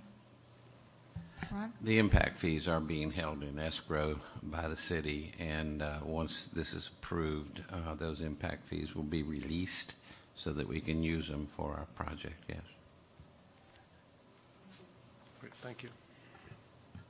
Madam Mayor. Well, I like the fact that there's a reliever road for the JCC, so that'll take people off Hood Road, and anybody coming from the north can come through Alton and see your pretty community.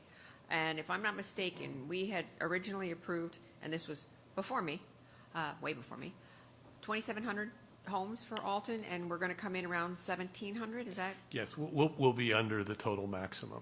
Okay, I like that too. That's because some of the products are selling better than others, and so you're putting in larger homes and taking up. Don't need a whole lot. Am I right? Close? Yeah. Okay, I like that. I have no other questions. I do like the project. I do like the fact that we have lots of green space and lots of parks for our kids. So at this time, I will take a vote. All those in favor? Aye. Aye. Okay, motion carries 5-0. Thank you very much. Now we need to do a separate vote for Resolution 73, correct?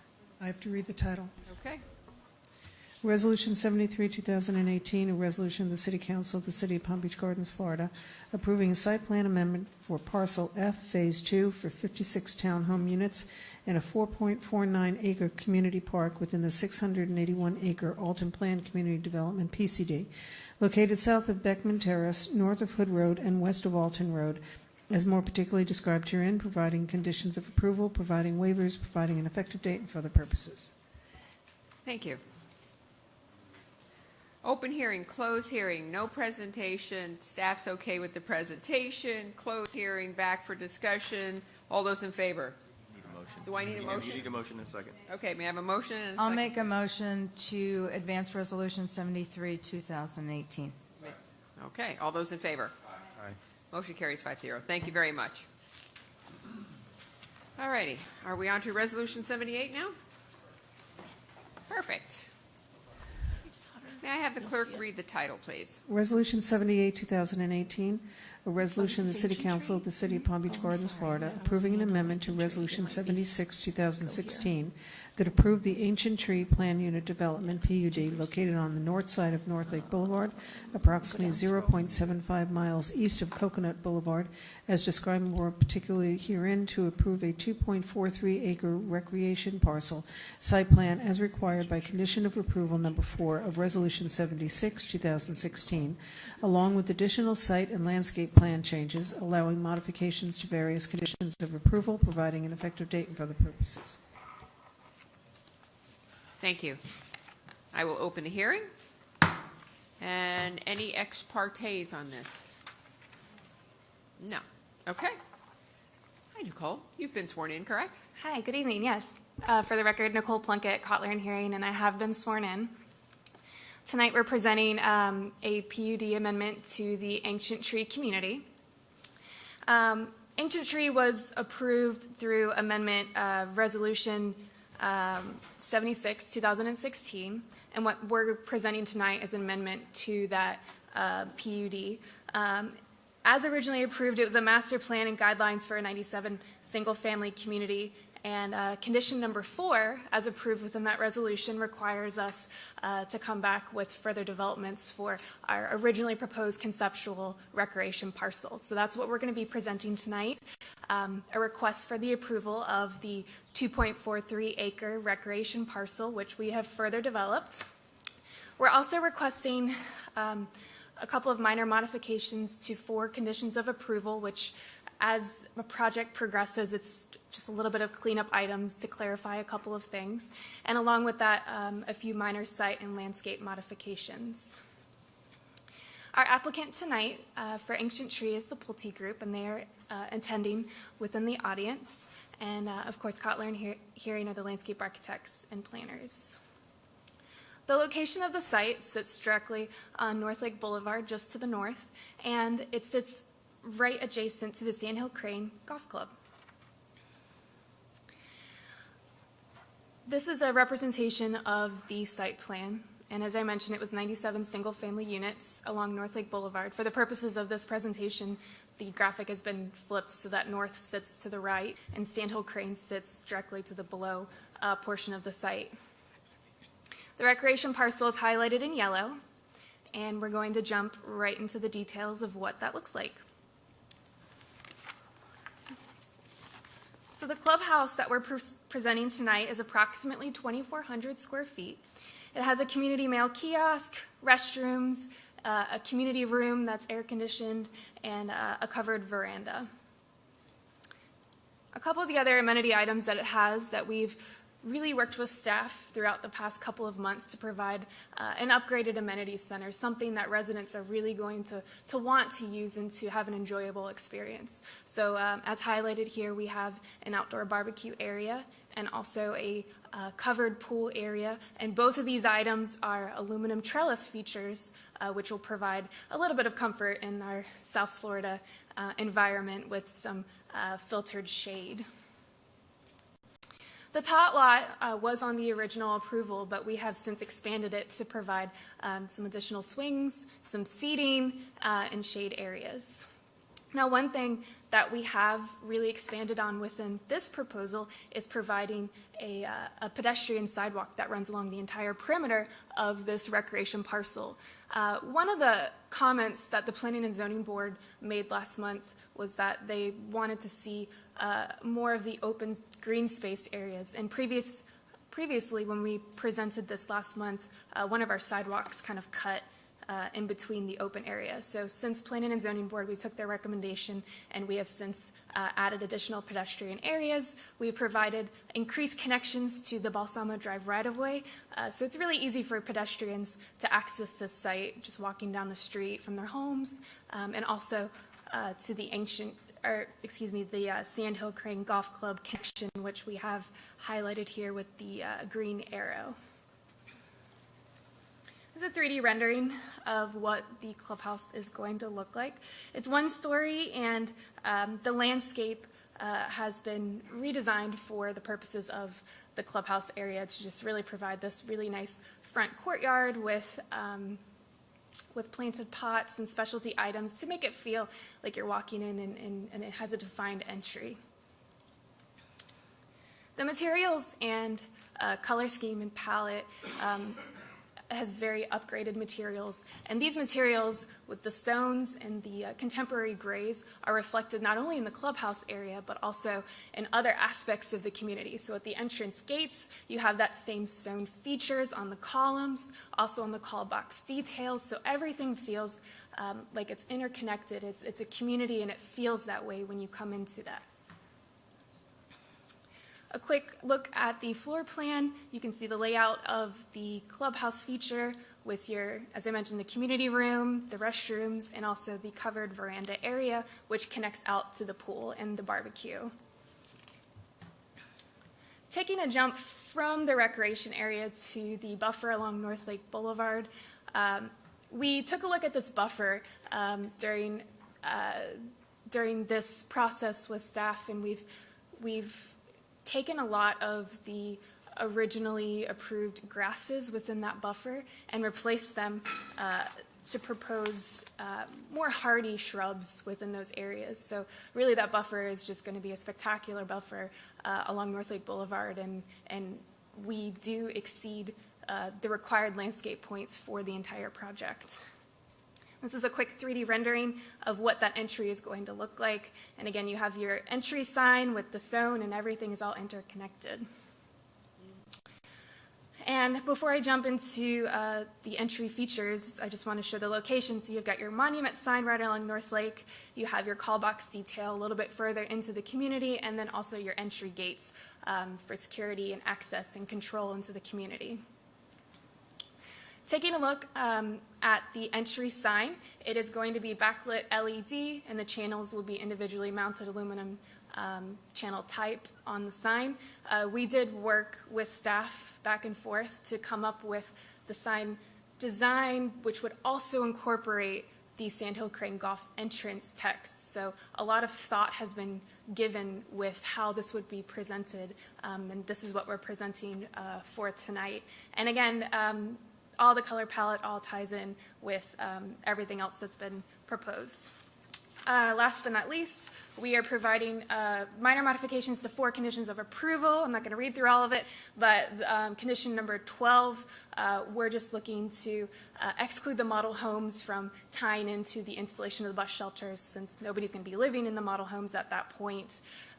Condition number 15 talks about the installation of the buffers. Now, the south and the east buffers will be installed immediately prior to the issuance of the first certificate of occupancy, but we wanted to phase the west and north buffers in a way that it would reflect when some of the first homes along particular roads would be built. So they would reflect on that. Conditions number 34 and 36, just cleaning up some language in regards to the on-site entrance improvements, and of course the timing of security features respectively. And we have our team here tonight, and we look forward to answering any questions that you may have. Thank you. Thank you. Staff have anything to add? No additional staff presentations. Staff does recommend approval of Resolution 78, 2018. All right, I have no cards on this, so I will close the hearing. May I have a motion and a second for discussion, please? I'll make a motion on Resolution 78 for discussion. Okay, may I have a second?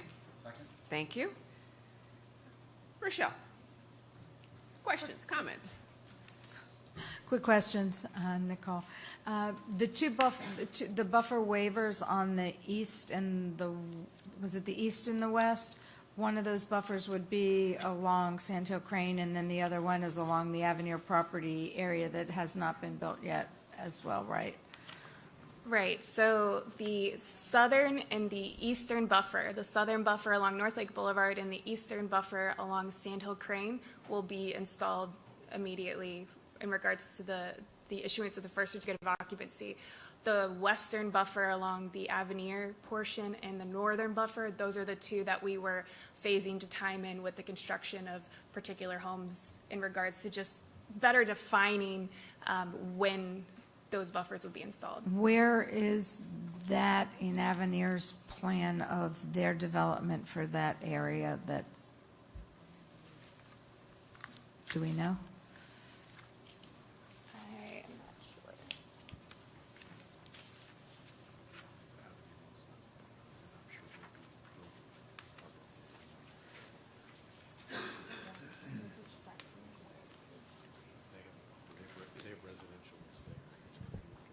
So I'm happy to address that since the applicant is not privy. So the western buffer, which is essentially being phased to be concurrent with construction, and that's all we're doing. We're saying upon any issuance of even of the first one for the landscape buffers, all the south and all the east, it's got to be in its entirety. But as for the north buffer and for the west buffer, as construction occurs, you will see the landscape buffer be in concurrent with that. So that's essentially what we're doing with this condition of approval. It's a modification to the condition of approval existing.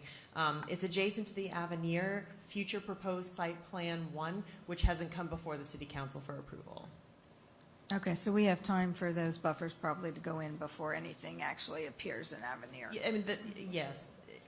And Avenir, keep in mind, has, of course, their adjacent PCD landscape buffer too. Buffer as well. We have Gotcha. opportunity through that site plan to provide specific timeframes for when they're buffering. Thank you. Stuff.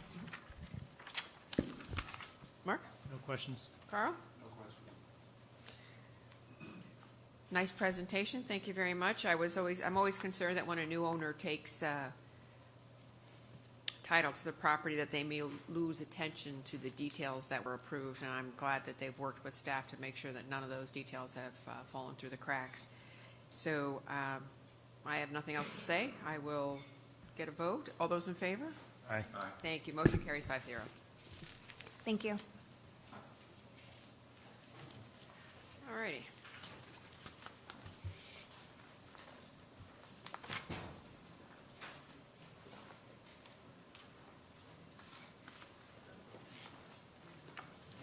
Are we at Resolution 85? 85. Okay. I have the clerk read the title, please. Resolution 85, 2018, a resolution of the City Council of the City of Palm Beach Gardens, Florida, approving art in public places for the Alton Town Center within the Alton Plan Community Development, PCD, located on the south side of Donald Ross Road and east of Alton Road, as more particularly described herein, providing conditions of approval, providing an effective date, and for other purposes. Thank you. I will open the hearing. Any ex partes? No. Looks like we're not talking to our petitioners. And have you been sworn in? I have, Madam Thank Mayor. you. How are you today? Very well, thank you. For the record, my name is Nick Mihalich with Urban Design Kilday Studios. I am the landscape architect of record for the project, and we're the planners as well. It's my pleasure to be here tonight to talk about the two artists that are preparing and going to provide the art for Alton Town Center. To give you a quick orientation, the Alton Town Center is located at the very top of the Alton PCD, adjacent to Donald Ross Road here, and east of Alton Road. Here is the site plan, made up of various different buildings with the art located here along mostly what's known as the Art Walk as originally proposed. There are 3 sculptures by Alexander Crivochet, who's here in the audience tonight and who I'll ask to speak about the design and inspiration of his sculptures when we get to it in the presentation. In addition to a very interesting and impressive wall fountain with art panels that flow over it by artist Amanda Valdez. So those are all located here in this diagram, with the fourth sculpture by Alexander Crochet in the future when this building is developed in this area right here. As I mentioned, Amanda Valdez is the one of the two artists. She is renowned for her various murals and the various different art in your package. She unfortunately could not be here tonight. She's participating in Art Basel in Miami. This is a blow-up of the art walk with a little more detail. Here you can see the locations of the three sculptures along the art walk in paver seating areas, with the fourth sculpture here in this area of the plaza, and the water wall where Amanda's glowing double helix feature is along that whole width and length of the wall. This is an elevation of that water wall. There is various different elements and colors that are integrated into this panel system and wall, where the water falls from this top portion behind these panels to create that effect and that anchoring of the west side of the plaza. The inspiration between and before this is an abstraction of a helix in the context of all the scientific motifs of Alton, and in keeping with that theme. This is an example showing the three different sizes of the panels, and if you may indulge me, we've brought a panel tonight. If I could just bring it up to show you briefly. Thank you. Actually, I'm happy you did. I'm happy you did. It was kind of hard to tell from the... So this is the 2x2 version. Okay. I'm sorry, can you please speak into the microphone? Thank you. This is the 2-foot by 2-foot version. I wasn't able to bring the 3-foot by 3-foot or the 4-foot by 4-foot. Those are significantly bigger. So this was pretty portable. We wanted to bring it and show you guys and get a better feel for what it's going to look like when it's mounted on the wall. Okay. You want to bring it up there, walk it up there, and just let them see. Thank you. And these will be finished in a very high-quality automotive finish, so they will work in the outdoor environment with the UV and the water. This section shows a cross-section of the water wall with the various different elements and features. This entire 65-foot length of water wall and art panel installation will be illuminated with 12 underwater lights to create a glowing and shimmering edge to that pedestrian plaza on the west side. This shows it in plan view. You can see all these little dots are the lights that would illuminate up and reflect and refract off of that water with the pool. Here's a sketch concept that shows this plaza with the panels shown in this area against the water wall. Again, that water is going to fall behind the panel, in between the back of the panel and the wall. It's my distinct pleasure to introduce, I believe, a new artist to the city here in West Palm Beach, Alexander Crochet. I'm sorry, excuse me, Palm Beach Gardens. He is here tonight, and it's going to be my pleasure to have him come up and talk about his various sculptures. Again, just to give you an orientation, Art Walk, the first sculpture is here in the semicircle pedestrian plaza, here, here, and here. And with that, I'd like to invite Alexander up to talk about his wonderful art sculptures.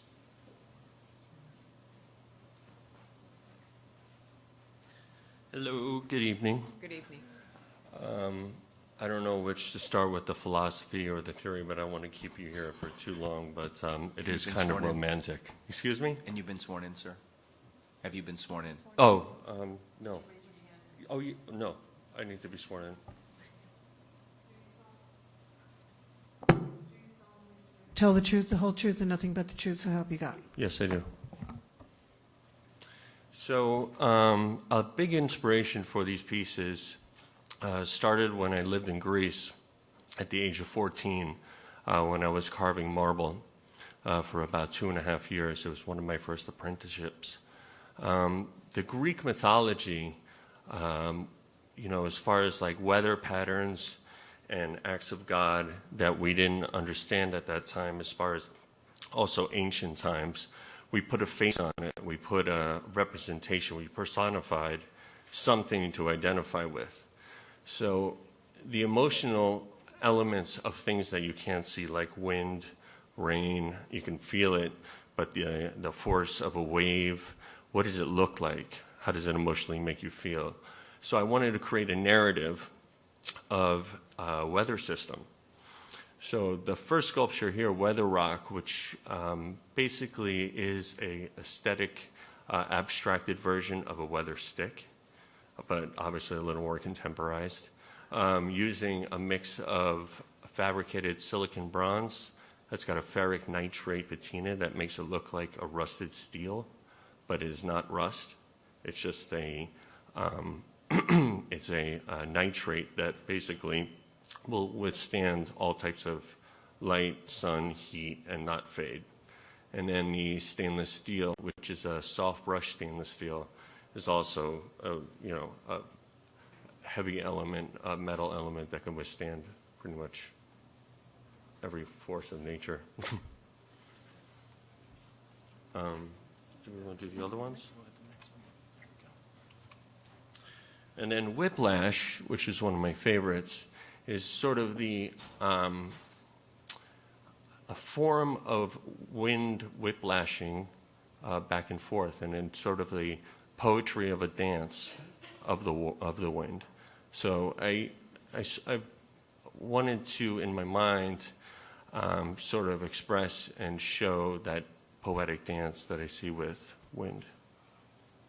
And again, it's the same bronze, patinaed bronze and stainless steel.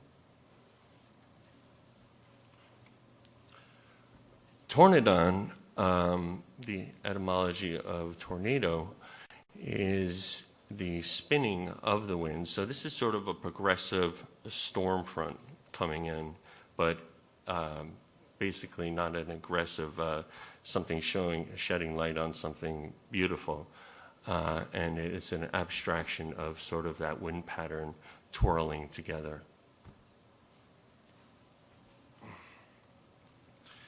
And legacy is basically the shape, as you can see, of very much a comet shape like our planet or our cell systems or our eyes.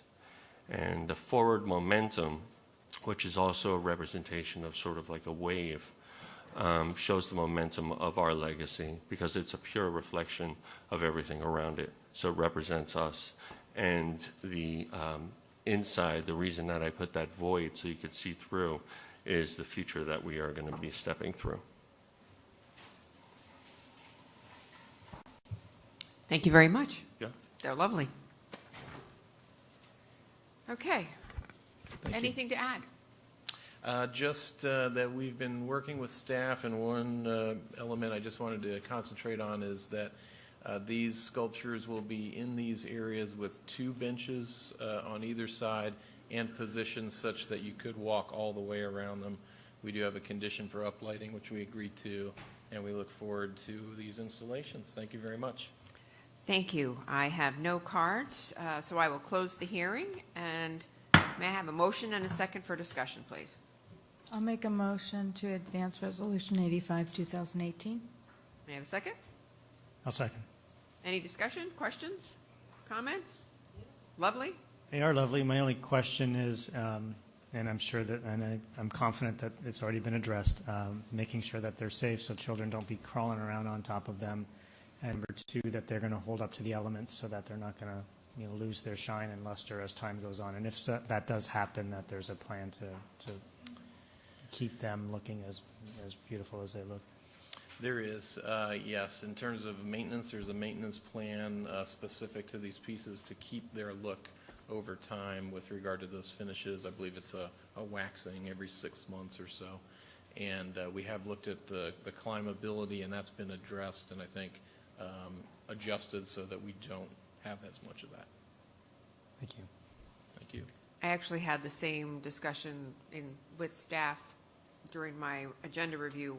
My concern was that the bases were not as wide as some of the widest section of the sculpture, and I had a safety concern of people walking into the sculptures. And I realized do we want them to be interactive or not? Do we want people touching them? So that was my concern, and staff, we had a discussion about that. I'm just, the height of them, of the widest projecting part, do we have a number for that? I'm only asking because I realize they need to be very well lit, especially at night, so no one does walk into them. If the bases were wider, then no one would be walking into them. Do you understand my concern? I do, yep. And that has been part of our discussion too, and we worked through that with that final base design. I believe the dimensions are 9 feet overall by 6 feet. And in terms of the shape here, I think the widest part is up top, outside of that kind of walking into zone. And the previous one, so whiplash right there, so those points that are projecting out, that are wider than the base, is that at a height of over 6 feet? It is. I believe this person is about 5.5 feet, so I think 6 feet would be approximately this mark here. Okay. We're always talking about safety with our art in public places. You know, we're encouraging people to enjoy them, and sometimes enjoying them means climbing on them and coming way close to them. So those were my concerns, and thank you for addressing them. Thank you. Any other questions? Okay, so all those in favor? Aye. Aye. Thank you very much. Motion carries 5-0. Appreciate it. Thank you. Thank you. Do we need a break? Are we doing okay? All righty. Resolution 86. Resolution 86, 2018, a resolution of the City Council of the City of Palm Beach Gardens, Florida, approving art in public places for the DeVosta Tower, formerly known as Gardens Corporate Center, Plan Unit Development, PUD, within the Regional Center Plan Community Development, PCD, located on the northeast corner of PGA Boulevard, PGA Bypass, and alternate A1A, as more particularly described herein, providing conditions of approval, providing an effective date, and for other purposes. Thank you. I will open the hearing. Ask for any ex partes? No. I don't think so. Okay, then. Great. Have you been sworn in?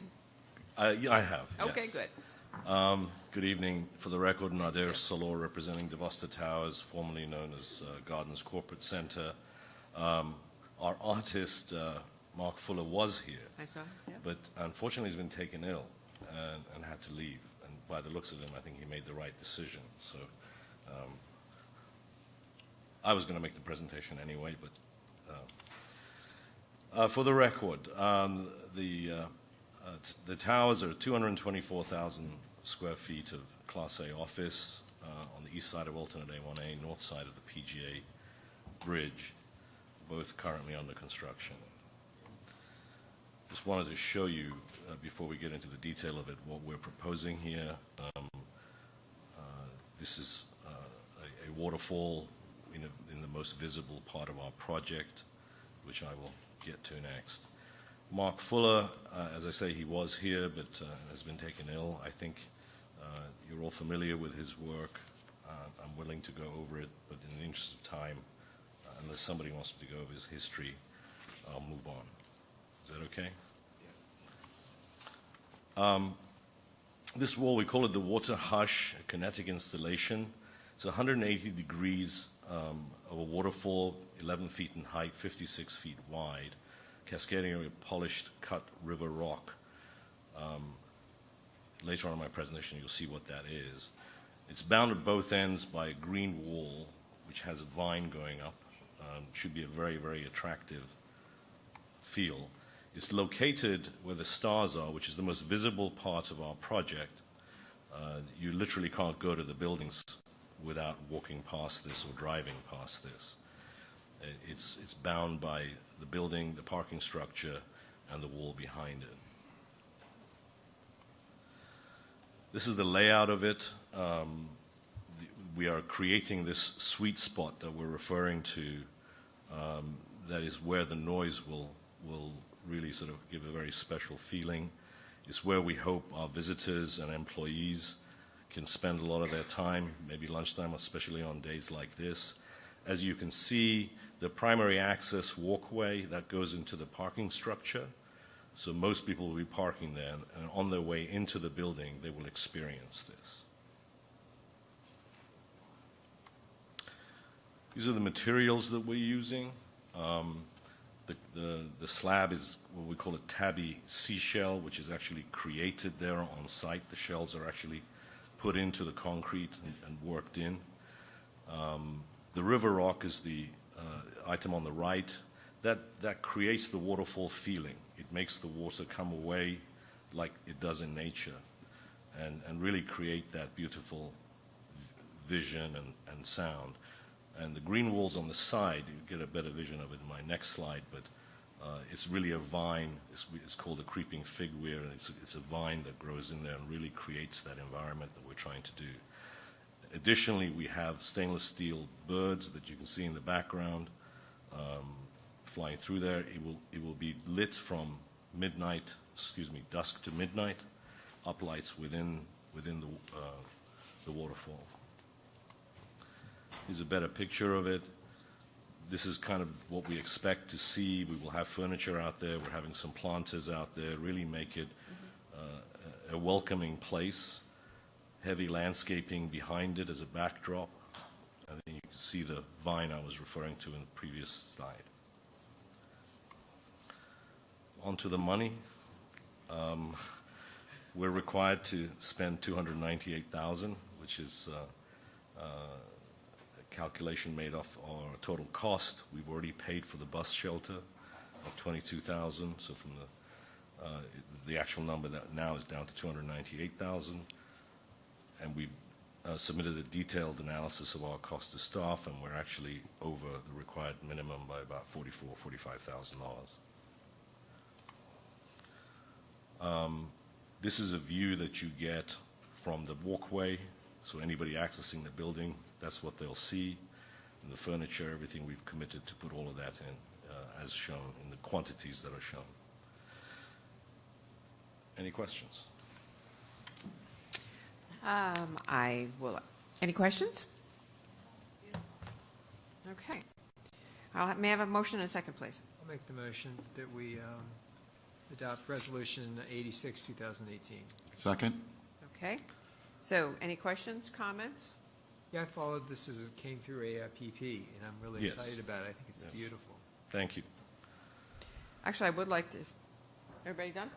I think it's just going to make the property even that much more valuable to you and for your tenants. That's going to be nice entrance for your tenants and their guests. So thank you. Yes, we think so too. It's Class A office space, isn't it? It is. And this is Class A+, actually. This is Class A right here, so it's well done. Actually, I'd like to compliment you. As I was reading Resolution 85, I was wondering if the percentage that you were going to pay for the consultant was included in the fee, in what you were required. Right. And it was very nicely spelled out in your presentation what the requirements were, so I appreciate that. Staff didn't have to answer my questions. Thank you. So, any more discussion? All those in favor?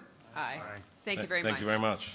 Thanks, Buzz Peter. was going to come tonight, but I'm the reason he didn't. I expected the meeting to go longer, so I told him I was going to be late, but he wanted to be here tonight. Thank you very much. Nice job. Thanks. All righty. We are on to resolutions, and there was a renumbering. Yeah, Mayor, if I may, due to a Scribner's error, the resolution should read as follows. Item A is Resolution 81, 2018. Item B is Resolution 87, 2018. And item C remains as Resolution 82, 2018. Thank you very much. May I have the clerk read the title, please? Yes, ma'am. Resolution 81, 2018, a resolution of the City Council of the City of Palm Beach Gardens, Florida, approving a workforce housing payment agreement between Avenir Holdings, LLC, and the City of Palm Beach Gardens to provide a payment in lieu of providing workforce housing within the Avenir Plan Community Development, PCD, providing an effective date and for other purposes. Thank you. Good evening. Hello there. Hi there. My name is Rosa Schechter, and I am here on behalf of Avenir. I'm here with my partners, Manny Mato and Danny Lopez. And in a minute, Natalie's going to make a presentation. But I wanted to just, first of all, say hello. Thank you all for working with us so closely. And just to give you an update on where we are in the project, we've started development work. We have the city and we have been working very closely together on all sorts of site plans and plats. We talk, sometimes I feel like almost daily, and it's been a tremendously collaborative effort. So thank you. Workforce housing. So just to give you a high-level overview, our development order includes a requirement for there to be 250 workforce housing units in the town center at Avenir. As we started the planning process, you know, we ran into some problems with this, and we came to the city with this. Workforce housing needs to be in a particular place in order for it to be developed, financed, and in order for it to succeed. It needs to be near transportation centers. It needs to be near schools. It needs to be near where life is, where people don't have to drive 5 miles to get somewhere. Avenir is not that place today. So our option would have been to wait for 10, 15, 20 years in order for that to be ripe in Avenir. And we recognize, because we're stakeholders in the city, that there's a need for workforce housing today. So we went to the city and said, what can we do together to come up with a way for us to help the city come up with a workforce housing solution that is able to be implemented sooner, and we can help make that happen. And so that is how this agreement came about. And what we like about it is that it allows the city to sit back and come up with a comprehensive plan to deal with the issue methodically and intelligently. And it also provides for the improvement of the rec center at Burns Road, because that's exactly the kind of place that is the yin and yang of workforce housing. So people who live in workforce housing have a place to enjoy themselves, to have recreation for the elderly, to have kids play safely, and to have a state-of-the-art facility that is renovated and can be modern and have all of the things that anybody wants in order to enjoy themselves and enjoy what Palm Beach Gardens is and should be. So that is how this agreement came about. Like a lot of what we've done with the city, we have found the staff to be tremendously helpful in coming up with creative solutions. We want to be part of that solution, and that's I'll let Natalie take the rest. Thank you, Rosa. Natalie. Good evening.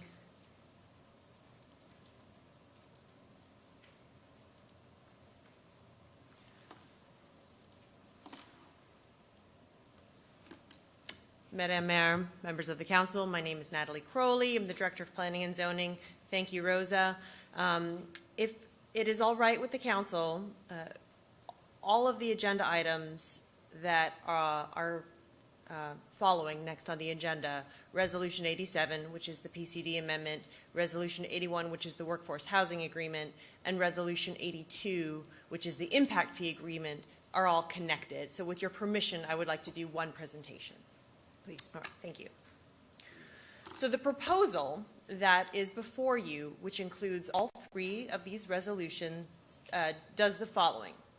It provides the city a $5 million payment toward a comprehensive workforce housing program. There was a previous petition earlier this evening that you voted on for Arcadia, which had a contribution of $550,000. This too would be money going into that pot to create an overall workforce housing strategy and program. It would also provide the city a $5 million payment toward the improvement of the Burns Road Recreation Facility.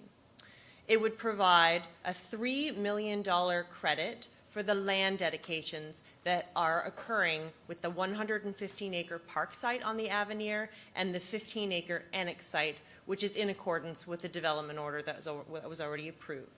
It would maintain the 250 multifamily units within Avenir. No longer would they be, however, rental restricted homes. Those would convert to townhomes, but nevertheless, the townhome product would be maintained. And finally, there is a credit for the land clearing that is in the impact fee agreement that would provide the applicant credit in the amount of $287,000 while the applicant is mobilized on the site, clearing the land in the amount of credit to be credited in the amount of $287. So that's really the overall global proposal, and I'm going to go through each one. The existing requirement for the workforce housing. So I'm first going to start off with workforce housing. So this verbatim is the development order. It was approved as part of the original requirement to provide for the 250 multifamily rental units. It was restricted. 50% of them were going to have an AMI restriction of 120%, and the remaining the remaining 50% were going to be restricted to the 60% AMI. This is the area where they were required to be provided.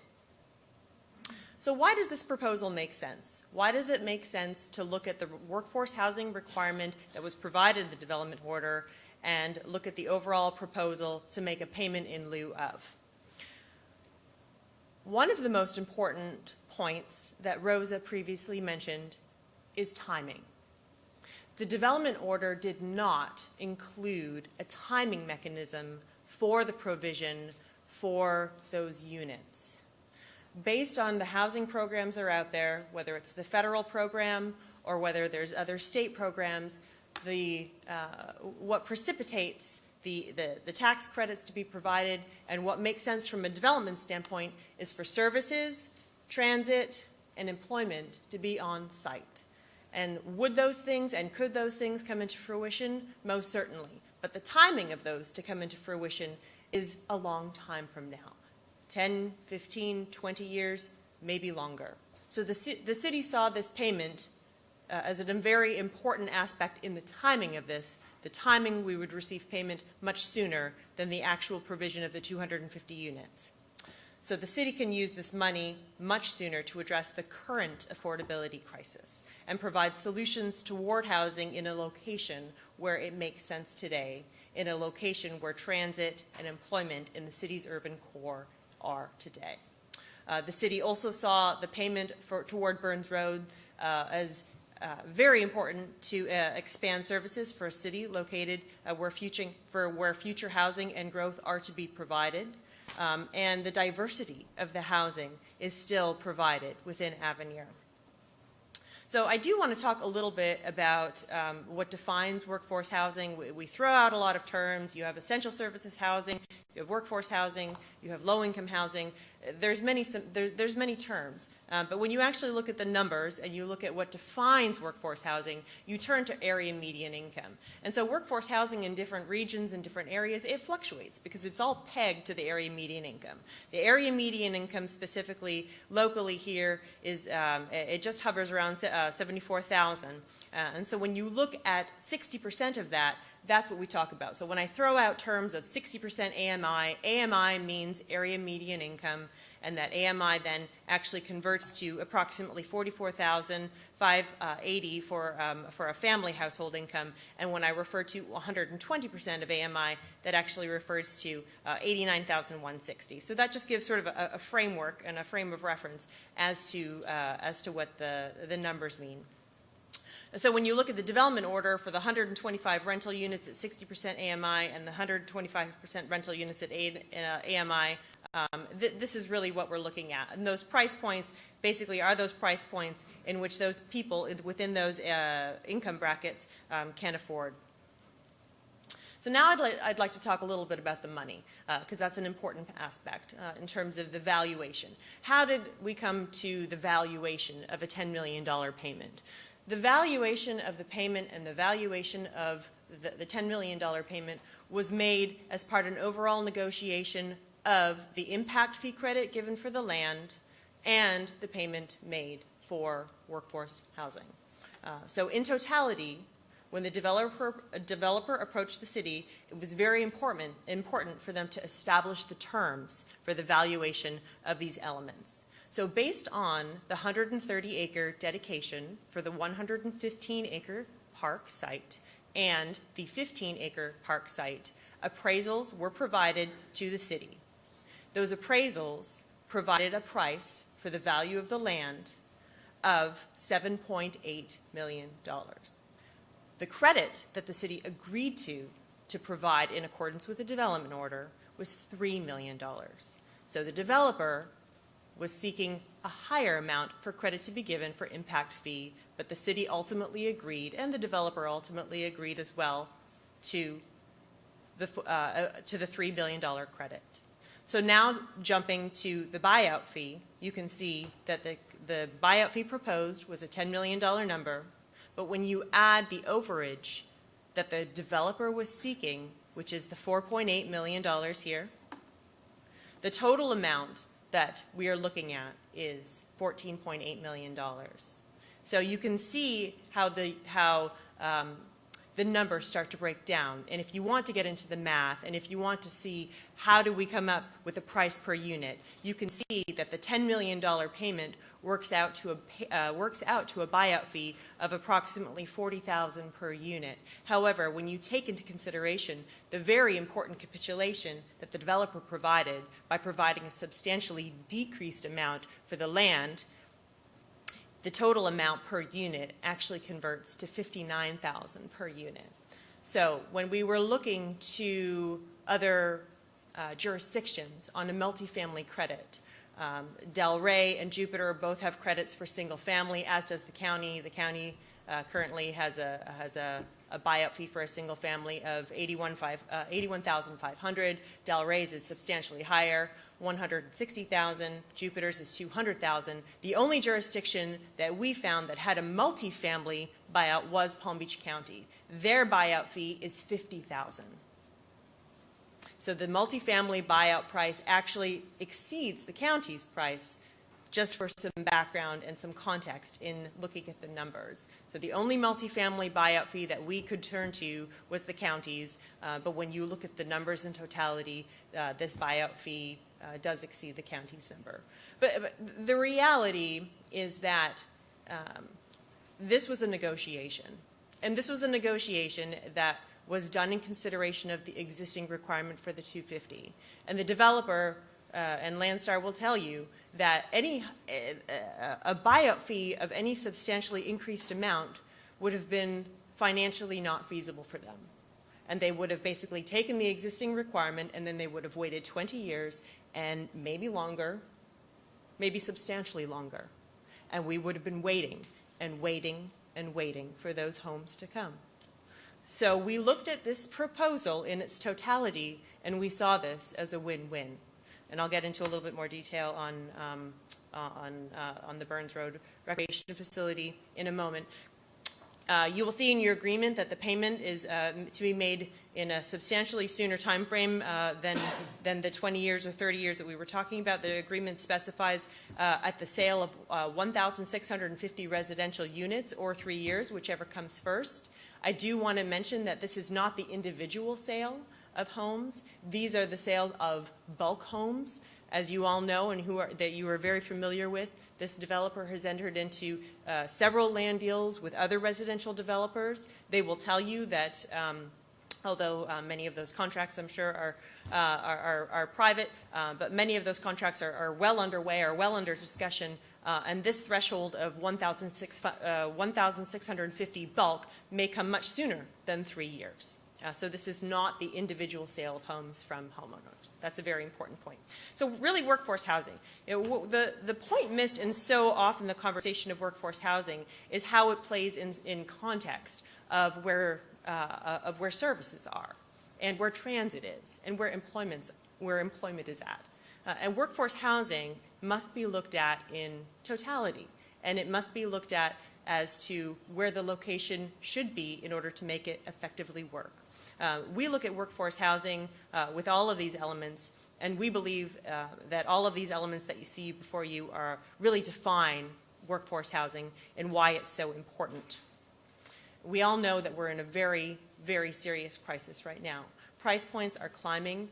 You see headlines almost daily on the affordability crisis that is challenging this country, several regions, and South Florida is no stranger to that crisis.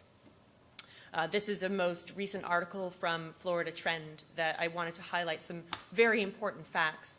36% of Florida households are paying more than 30% of their income on housing.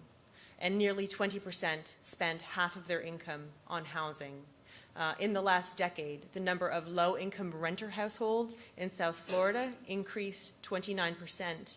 And in our most recent economic report that was done in conjunction with the TOD, it indicated that the average home value in Palm Beach Gardens is just under $430,000, and it is projected to go up to $500,000 by 2020.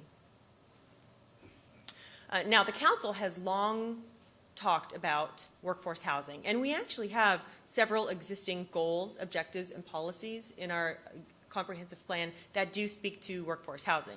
We have, I'm not going to read every single policy, but the policies that have already been adopted do speak to several incentives and goals that that support accessible housing and workforce housing for seniors, preserving existing neighborhoods, rehabilitating neighborhoods, that we are responsible and we should continue to review existing conditions and trends regarding workforce housing. We should coordinate with different partnerships and look into opportunities with developers, community land trusts in order to provide affordable and workforce housing. We have several policies that speak to incentives. In our most recent evaluation and appraisal report, we introduced a new housing policy that said we need to do a study to look at a waiver or partial waivers of impact fees as an incentive for affordable workforce housing, that we should look at mobility fees as an incentive for workforce housing and encourage affordable housing. In our transportation objectives, we have specific language to promote sustainable growth with direct links between transit and land use and workforce housing and economic development. And we have a policy that speaks to encouraging and redeveloping workforce housing around public transit. So we have all of these policies that are in place, and we have policies that are in there, and they just need some implementation. We already permit smaller units. Many jurisdictions have restrictions, and they have minimum square footage sizes for single-family units. But we don't. We permit granny flats. We have existing policies in our comprehensive plan that speak to fee waivers. Implementation on that is required, but those are things that we can do. We are jumping full into TOD. And through the TOD, we've identified this should be a place where workforce housing should be provided, connected to TOD, where the density and the growth make a lot of sense. And of course, we have already incentives on expedited permitting. But with this money that has been contributed to the city through the Arcadia Gardens project and through this proposal, what the city can now do is expand on a more comprehensive strategy and program. Potential ideas can be property acquisition, where, shall I say, the city's urban core is, where transit, future tri-rail, and other existing services are already. Provision of, we can look into providing future rental housing within close proximity, potentially partnering with other developers, to create workforce housing projects. And the actual implementation of impact fee credits or impact fee waivers, building permit fee waivers, that comes at a cost. So it would be a means to offset the cost for some of those incentives, so the developer would have clear incentives to lower their bottom line. And another potential idea is providing some type of single-family home credit. So these are all ideas that the city needs to take over the next year into consideration and develop a comprehensive program. We would like to be able to use this money to be able to put a complete package and present it to council and have the time that's necessary to be able to develop and refine these ideas. But many of these ideas require money. And the idea is to build a fund and to keep adding to the fund that can actually help incentivize some of these to come into fruition. So now I'd like to jump to Burns Road. And it's very important to note that Burns Road is not just a recreation center. It is a center that is ever so important, that provides services for youth, for seniors, and for really all aspects and all members of the city's community. And when you look at how workforce housing connects to the community, you must take into consideration the importance of governmental services within close proximity. Many of these communities that have very nice clubhouses and very substantially amenitized areas behind gates, those are the people that are not in workforce housing. The people who will be living in the city's urban core, who are the people who need the workforce housing, are the same people who will be in the future needing to go to a community center and utilize these existing services. So it is very important to note that the improvement of Burns Road shouldn't be viewed in isolation, that there is an inherent connection between the services and the facilities in Burns Road. So Burns Road, as I mentioned, offers a whole host of activities and services for both young and old. The participation in the center has grown substantially. As you can see in the numbers from 2015 has grown, and it draws from all over the area. It was constructed, however, in 1983. And although the city is in major capital improvement mode from the penny cent sales tax, this is truly the last major facility that needs to be improved. The city has had the opportunity to discuss the expansion program, and it is the city's desire to utilize the money for the improvement of Burns Road to harden additional areas for use as an emergency center. Add the recreation, the dynamic of recreation is very much changing, and it's going in a more social direction. And so improving the facilities, the lobby and the lounge area, the coffee and the waiting area, to be in harmony with some of those trends, to upgrade the interior, to provide the additional gym, which can increase the wellness programs, the youth sports, the after-school programs, the youth camps, the additional senior services, and younger age groups such as the tots. The aquatic facility is in desperate need of renovations, and so the city desires to make improvements on that end with the lifeguard areas, increasing the swim programs, water fitness, and the training rooms as well. And overall, really just expanding future services and social programs. So I do want to talk for a moment about maintaining the level of service for the population growth within the TOD area. So the TOD area and the station location that is projected is right where my mouse is hovering, right over the right by the FEC here. And when you look at the half-mile radius that we talk so much about, it's very important to note that the Burns Road facility is just outside that half-mile area, just as we looked at the drawings and the concepts for the mall, which is just outside the area. The proximity and the relationship between the future Tri-Rail station and this facility is very much connected. And when you look at the growth and you look in the future on how the city is going to maintain its level of service and address the needs for recreation and services for workforce housing that we hope comes into the TOD area, the improvement of Burns Road is most definitely connected. And so really when you look at it in totality, when you look at workforce housing, you simply cannot look at workforce housing in isolation.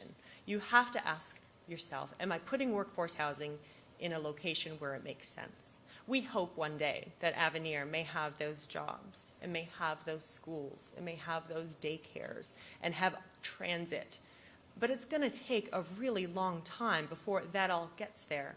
And the fact of the matter is the developer does not have a timing mechanism to provide the workforce housing units until all of those services in place. Given the current affordability crisis that we are in now, we see this proposal as a win-win.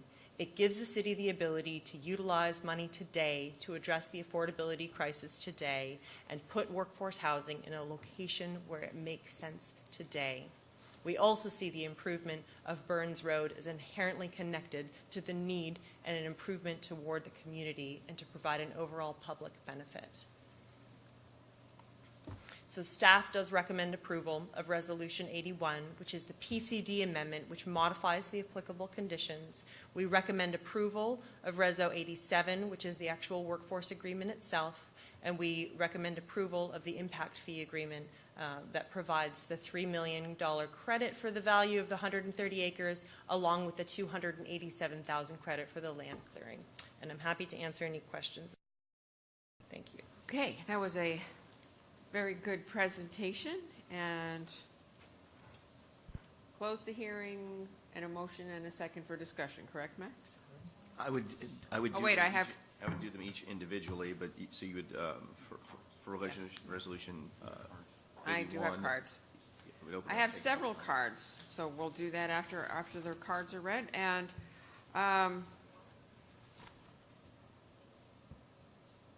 some of these cards are on Resolution 87, some are on 81, some are on all three. So how would you like me to do this? Well, I think the ones that were labeled as 87 were, because of the Scrivener's error, are actually Resolution 81, so you could call those at this time. And then anybody that's got down, you've taken the presentation all at once, so you could actually just hear all of them at one time if you would like. I would like to do that. Okay. You combine the presentation. I think so. All right, so in order, I'll have Steve Matheson, then I will have Taquisha Miles, and then Suzanne Cabrera, and then Tim Houlihan, Joan Outwater, and then Rick Sartori. Those are all the cards I have. Name and address for the record, please. Yes, ma'am. Name is Steve Matheson, 5606 PGA Boulevard, Palm Beach Gardens. I'm here tonight not as an attorney, but in my individual capacity. As I think all of you know, I've been very much involved and committed to the workforce housing and the essential service push, because we do, in fact, have a crisis. And I can't tell you all the years I've worked with city staff members who have told me, and others who have told me in our wonderful city, that they commute from places like Port St. Lucie. And as someone who grew up here and who was fortunate enough to live in a Devasta townhouse, Nadir was here earlier, as many of us have, I mean, we raise our hands, probably all of us did at some point. We had that opportunity when we were building our lives to have a place here in Palm Beach Gardens that we could call our first home. And it's something that I very strongly am committed to have available for our children so that they come home and they're able to build their lives here. I was, as I think everyone knows, very much involved in the Avenir process all the way from the acquisition to the final approval, including the discussions regarding workforce housing. And I do think that workforce housing is a wonderful element that will actually happen in Avenir, but it can be market-driven at the time many years from now when that need arises. The beauty of what's being proposed tonight, and I think it's a fabulous idea, is to pull those monies forward so that they're available today or in the very near future to meet these very current needs of this very current crisis. If we're going to do something about this, we need to take action. And I applaud city staff, and actually I applaud the developers of Avenir. We've been involved from my office in the Arcadia project, and we jumped right on the concept of putting money in to provide a pool of money to make a difference now, as opposed to sometime in the undefined future. So what I believe as an individual is we need to take action. And to take action, we have to be able to fund that action. And what's being proposed tonight, along with what we did earlier with the Arcadia project, helps fuel that engine so that we can really make a difference and people can live here. We're not just going to talk about it. This will allow us the ability to do something about it. So my comment is, let's take advantage of this. Let's pull it forward. Thank you. Thank you. Ms. Miles.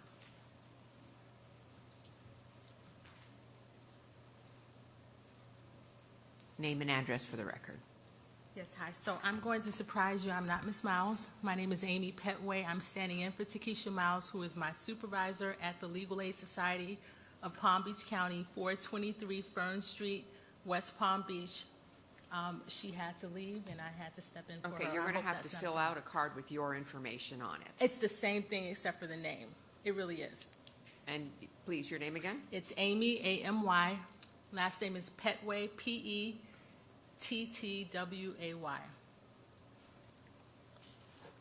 Okay.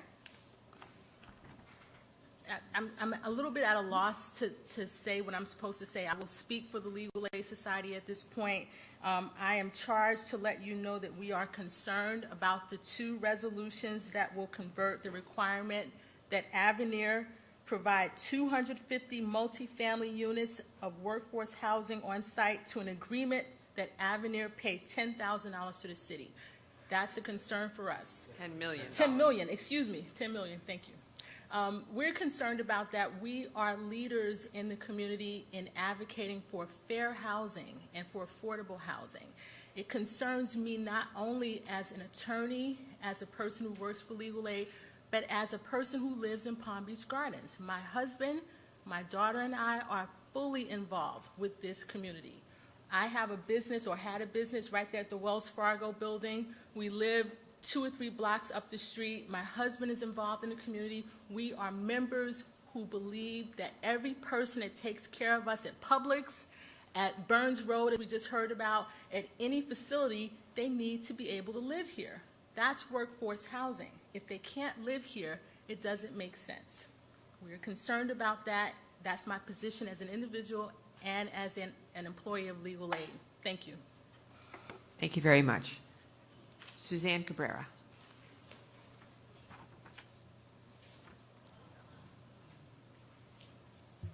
Hi, I'm Suzanne Cabrera of the Housing Leadership Council, 2101 Vista Parkway, West Palm Beach, 33411.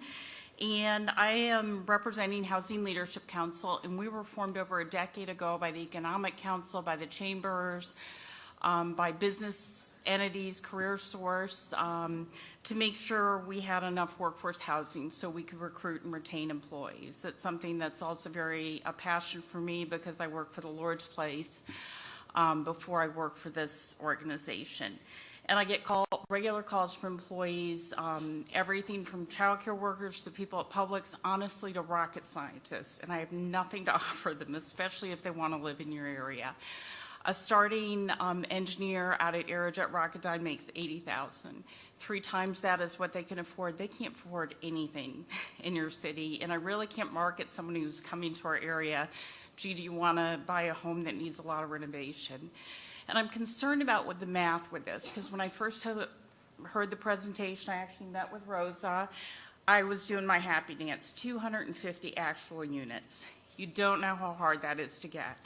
You have your neighbors to the north with their $200,000 buyout, Delray $160,000. Palm Beach County is actually raising their buyout fee.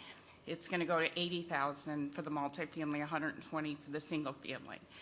They have $1 million in their funds, and not one single unit has been built. It's very difficult to do. There is nothing that replaces an actual unit in place.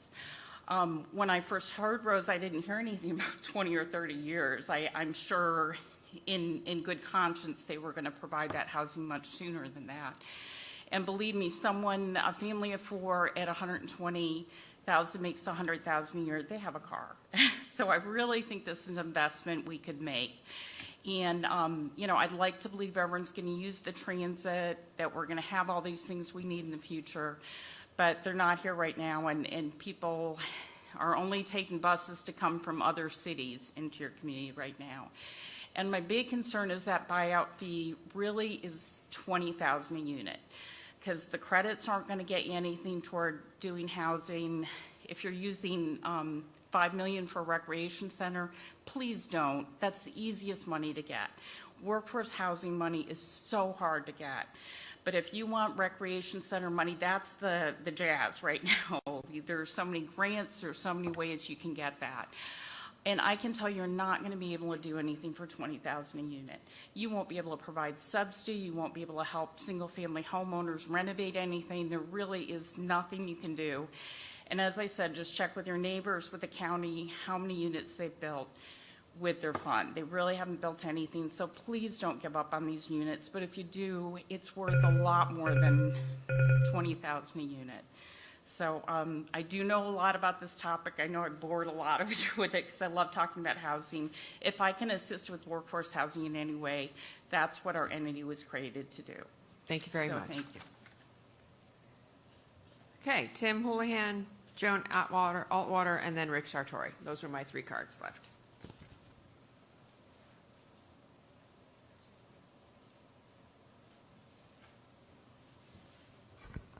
Good evening, Mayor Marino, City Council. I'm Tim Houlihan. I live at 840 Country Club Drive in North Palm Beach. I want to apologize to begin with because I'm coming to this late. Natalie's staff is excellent, Todd's staff is excellent, Ron's staff is excellent, and all of them, and you know a whole lot more about Palm Beach County than I do, and certainly this issue. But when I read $10 million and I ran some numbers through my head, it seemed to me that was incredibly undervalued. If you think of it on a per unit basis, and the developer is getting the ability to not have to build a small rental unit that they can rent, and they can then build a much larger townhome that would sell for $750,000 conservatively. There's $200,000, $300,000, $400,000 in value per unit. Times 250 units, you're easily at $50 million, $75 million, without even doing hard math. It seemed to be incredibly undervalued to me.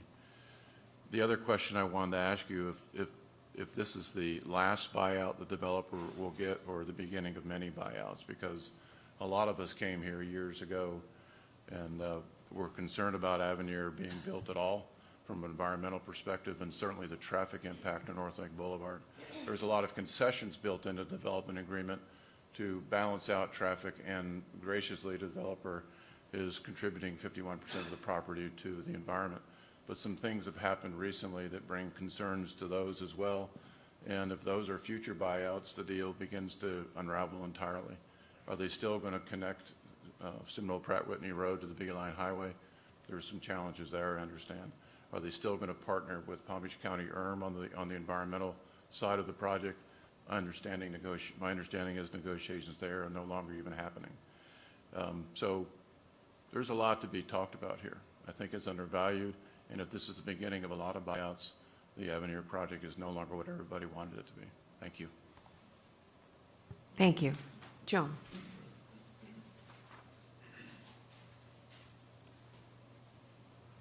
Good evening, Madam Mayor and City Council members. Happy holidays to you and staff. I was quite Joan, shocked. name and address for the record, and speak into the microphone. Joan Altwater, 9180 Cypress Hollow Drive, Palm Beach Gardens, Florida, 30-plus year resident of the city. I was quite shocked to see the article. I kind of like about what was proposed for the Avenir on workforce housing. Palm Beach Gardens attracted my husband and me after driving around in Palm Beach County for quite a while when we were looking for a home. There were just things about it being a community and the accessibility to things. And it seemed to be a good place for people of all backgrounds, all ages, occupations, and interests. Good community spirit, you know, and I think you see that in the activities that we provide, the green market, et cetera. I'm also a firm believer in equal opportunities for people. I started to get more concerned when I started to look a little bit more into Avenir's, not only the commitment on workforce housing and the city's thoughts of accepting a $10 million payout. Also, the fact that they've withdrawn the public school component and are now proposing maybe a charter school or a private school. To me, that takes away a commitment to public, the betterment of the public, accessibility. If you take those things away, that's also taking away some of the components which are being demanded in order to put workforce housing in place. It's kind of counterintuitive to me. As far as sprawl, the horse is out of the barn. We're infiltrating the western areas. I understand the need to even out pockets, But I think, again, if you're basing it on lack of transportation, the schools and whatnot that aren't there, who's going to build these places? Where's the traffic generated from? It's coming from here, going west. Part of the selling of Avenir was the affordable housing component and the commitment, supposedly. Unfortunately, there was no time limit. I do think it's undervalued. I think we do need to go back to the drawing board before any acceptance is made and question the numbers here. I think we should be a diverse community. I think we do need to revisit this, and I encourage you not to vote this resolution forward. Thank you. Thank you. Rick Sartori, last card.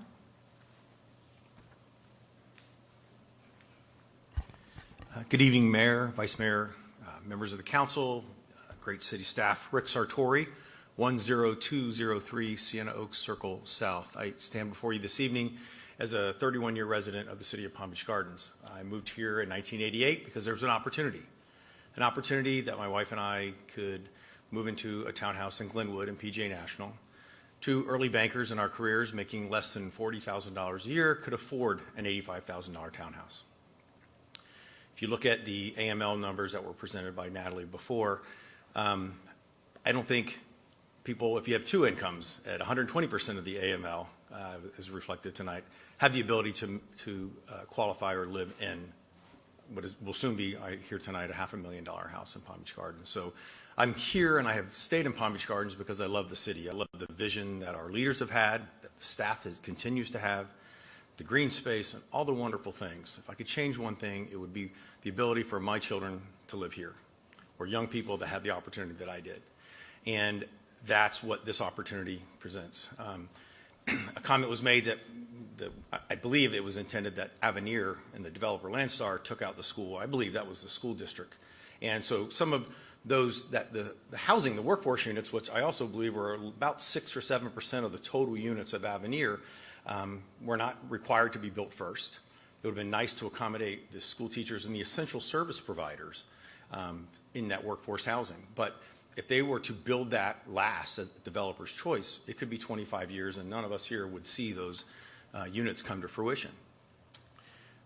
So I'm totally in support of this $10 million deal. I wish all $10 million would go toward the workforce housing. I understand the need to improve Burns Road. I understand that is the non-gated community amenities. My kids grew up there. I coached at those facilities. It's an amazing facility. It needs to be upgraded. Perhaps in the coming years, that $5 million could be saved, absorbed, or realized through the penny sales tax, and maybe the city then would make a similar contribution to that. Because $10 million is $40,000 unit. I do think it moves the needle a little bit on affordable housing, covers the permitting costs, the impact fee costs, so the developer can come in and have the ability to offer a discounted product. Through leadership Palm Beach County, in the last 18 months, we've had the privilege of hosting 2 affordable housing summits, affordable housing programs, of which the developers, Mr. Salor, who was here earlier, spoke and said, just because he wants to do something great and Landstar wants to do something great for our community and provide below market housing, wood doesn't change, labor doesn't change, concrete doesn't change. So this $40,000 or $20,000 towards it, it's a start. It provides people a chance to live in this great city, and that's why I'm still here. So support this. Thank you. Thank you. Okay. Now I have no more cards, so I will close the hearing. Madam Mayor. Yes, sir. May I make some closing comments on the presentation? Yes, please. You know me. I sort of like tell it like it is. And I'm going to tell you the way I see it as far as this is concerned. The comments that we heard here tonight about having people at Publix and retail and those jobs, $80,000 a year jobs, having no opportunity to live in the city is precisely why we're trying to do this. They're not going to drive out to Avenir and buy a townhouse, affordable townhouse for workforce housing. What we're trying to do is bring that opportunity to the city so these people that are working here have that opportunity. And that's the whole point behind trying to drive the housing to the employment centers.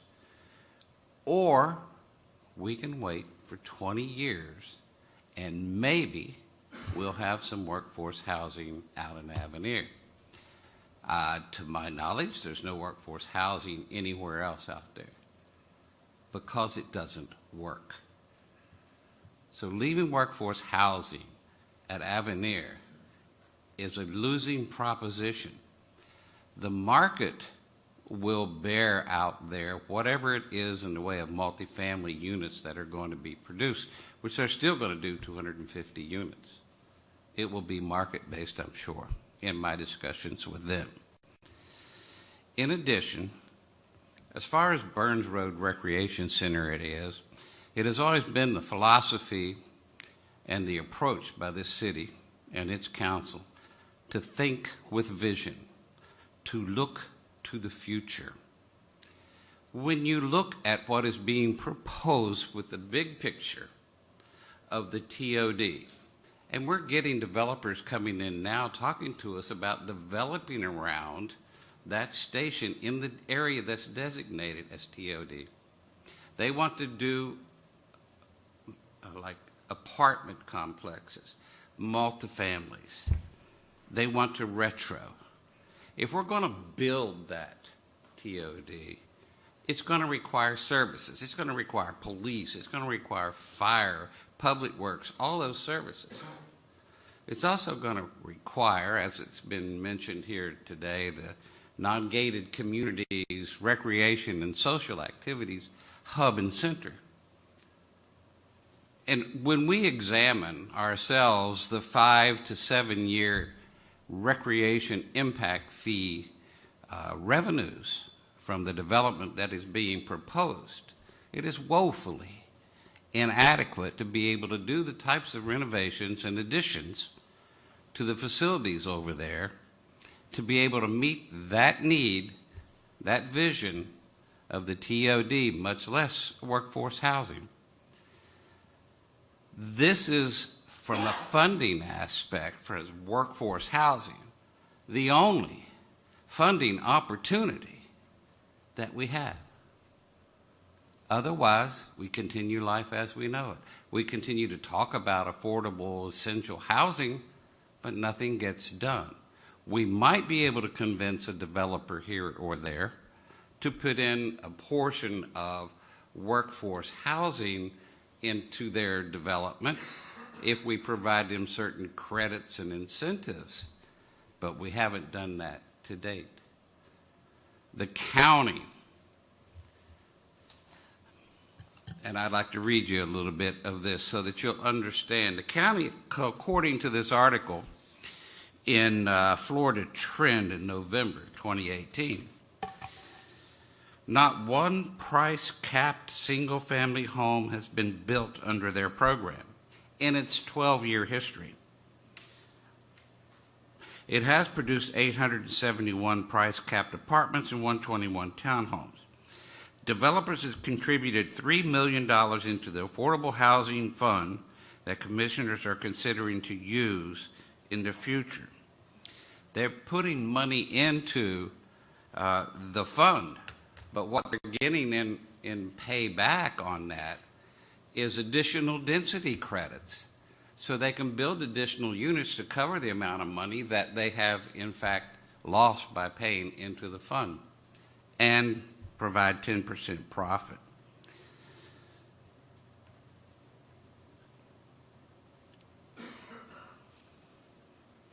So the county's program has been relatively unsuccessful, according to this article. What we have here is an opportunity. And we can take advantage of that opportunity.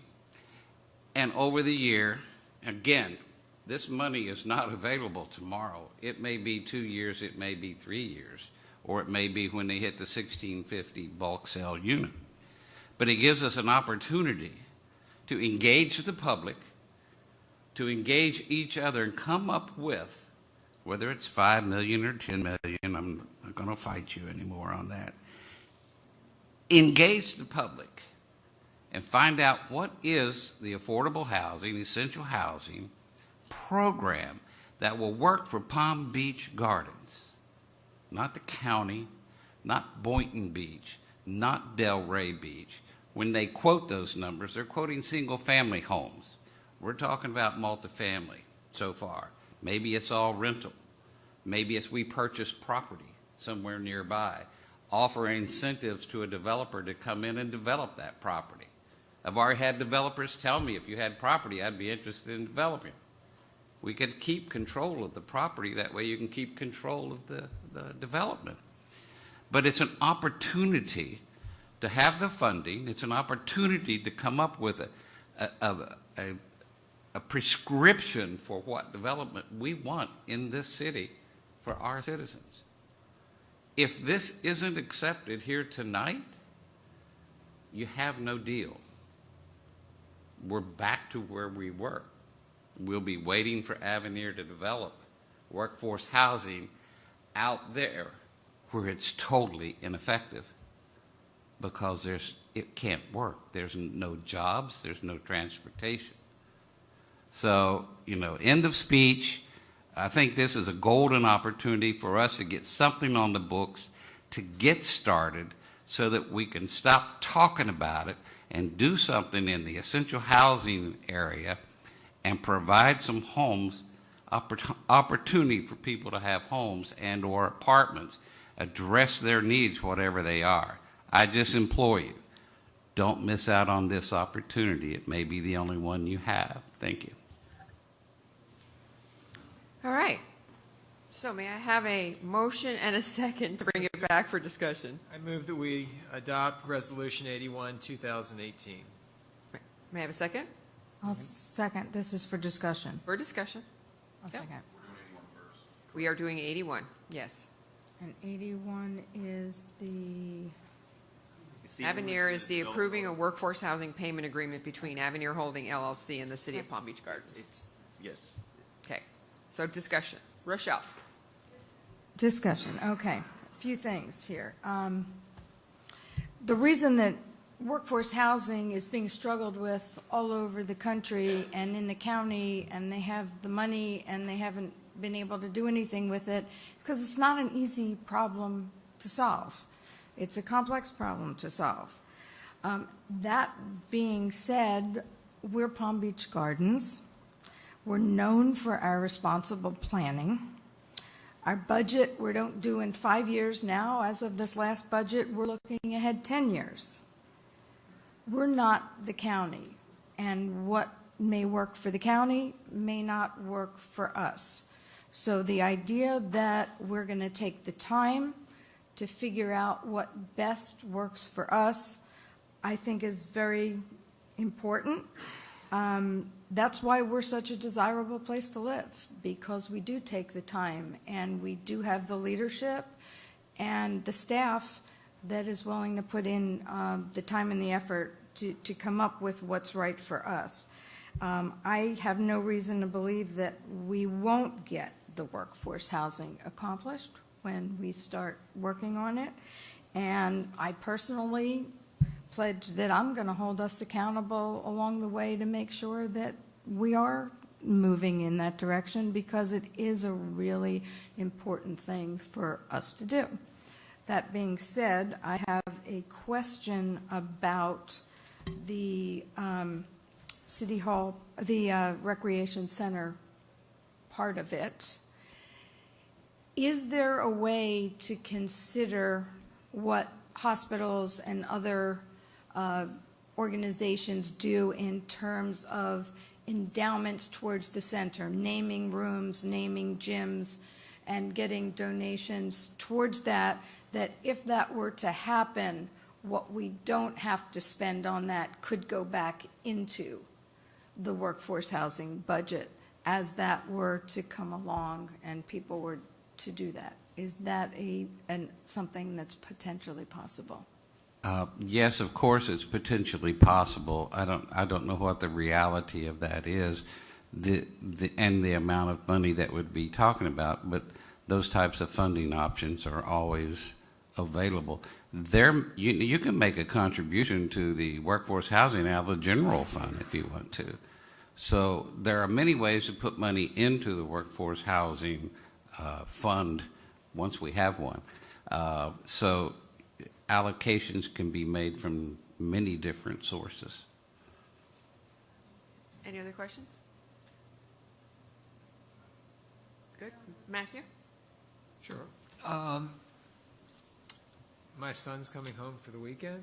He's coming home for the next 5 weeks, and I can tell you that on Saturday he'll be playing basketball at Burns Road, as we have done for years and years. And it is hard to get a court. It is very, very hard to get a court. We've driven, we usually start at Burns Road, then we work our way up to Jupiter, then we come over, there's another one in Jupiter. It's hard to get a court. I'm going to be so excited to be able to say that I was able to provide another court at Burns Road for my son, for the neighbors' kids, and for the kids in this community. I'm excited to be able to have that opportunity to do that from this dais. That's number one. Number two is this makes sense for the workforce housing as well, because you don't want to have workforce housing away from public transportation. You don't want to have it away from the Publixes. You don't want to have it away from the facilities that we offer to our residents.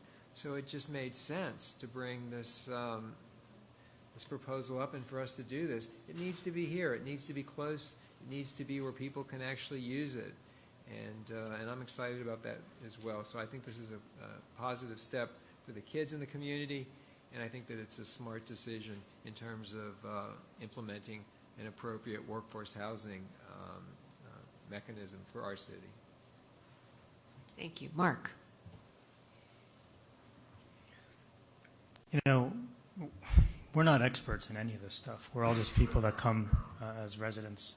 And workforce housing, is essential services housing, is probably the most complex thing that I'm trying to grapple with when it comes to what is our role and trying to understand the needs of the community, how to develop an essential service housing program. There's so many different models out there, and I don't know which one works and which one doesn't.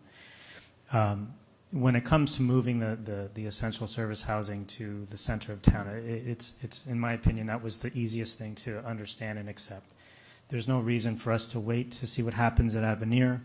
You know, Palm Beach Gardens is not a bubble. There are communities just to the south of Avenir where the home prices and parts of the acreage, other communities, Minto, there are plenty of other homes in and around the area in Avenir that can support affordable housing, whether or not it's considered workforce housing or not. So I'm not concerned about what's going to happen at Avenir when it comes to housing. I think it will take care of itself.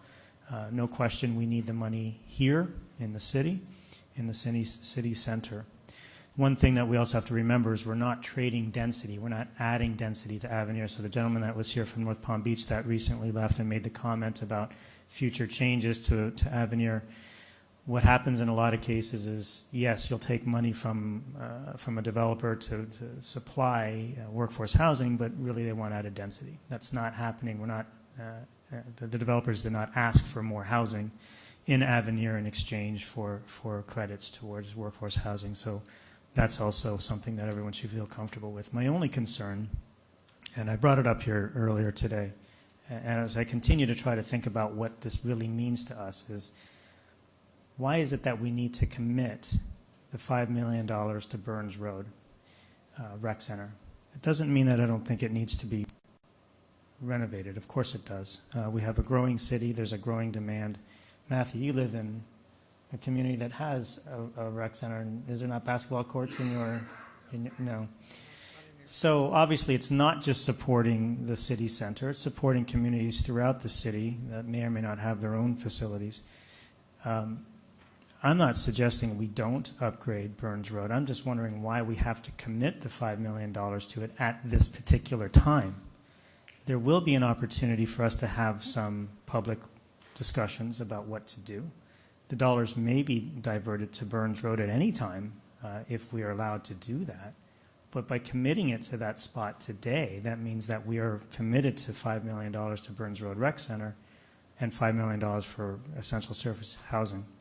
What I'd rather see is just a $10 million allocation that doesn't specify that we have to send it to Burns Road Rec, but we have the option.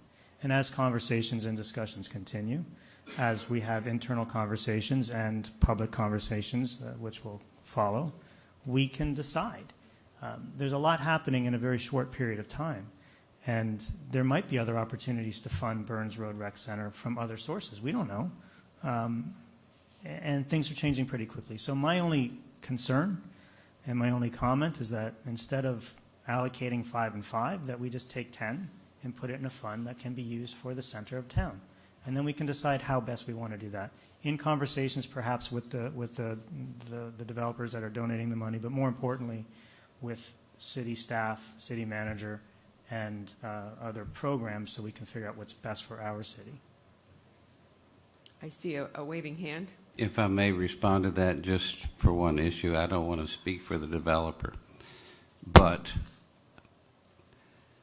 with the allocation of funds into a general line item for something of that nature, that provides the opportunity for future council, not this council, but future councils to spend that money on anything they want to spend it on. That may not benefit what we're trying to accomplish in workforce housing, and it may or may not benefit, agree or disagree, to get the recreation facility renovated. So without having the dedication of those funds, which is part of that agreement that the developer has negotiated and put in there to protect those funds from using those funds for other purposes, that would require going back to the table or renegotiating the agreement, but that also opens it up to future councils to spend the money on anything they want. I'm happy we're having this conversation, Mr. Manager, because you and I have had a really good relationship over the past couple of years, and this is something that I agree with you on, but at the same time, I just don't understand why. I'm not suggesting that the $5 million get put in a general fund that can be spent on something else. It's going to have to be related to workforce housing and perhaps Burns Road as well. But who's to say that there's not another opportunity to fund a portion of Burns Road with some other funding, and then that allows us to have more dollars available for the housing components as well. Well, then you could take that funding and allocate it to the workforce housing. There may be other funds, as I'd talk with, yes, Councilwoman Litt, you can take money out of the general fund if you feel it's necessary and put it into workforce housing. You can take money out of reserves and put it into workforce housing. So there's that opportunity to do it that way. Carl? As I tap the green light, I'm exhausted, but I don't know who's wearing me out more, you guys or those guys. Just kidding. When we do items for public, or when we open up for discussion, we seem to discuss one at a time. And we are becoming more cohesive every month. You know, and I sit here and quietly and watch you guys develop as council members, and you're all getting so good at it. When I talk, and I'm for council discussion, I would like you guys to interject as I'm speaking, because that's council discussion, not just one at a time, whatever you want to do. But I'm going to go at this the way I see it. And I mean, part of the deal is, are we not obtaining 130 acres of land? City manager? Yes, it's 130 acres. Are we? Plus 50 acres free for economic development. And I'm not a developer and I'm not a real estate person, so, but I was doing my own math while we were all speaking. Is not the 50 additional acres for economic development worth somewhere $1 million on up? It would be in excess of $1 million, closer to probably 1.5 and up. I'm sure the developer would say it's a lot more. And here's another question I have. Is the land value for affordable workforce homes, is it valued by law to be less, or is it normal market price? I think is it valued? Is the land valued less because which makes it more affordable, or is the land in Avenir still worth $23,000 an acre, but they're putting a $80,000 home on it? I think the land value is whatever the value of that land is being assessed at. What you put on it will obviously make a difference in increasing the value of the entire property. Okay, so with these 250 homes, is the land not more valuable because I don't know if they're going to put larger homes on it, townhomes? Are they going to be worth more money than affordable housing?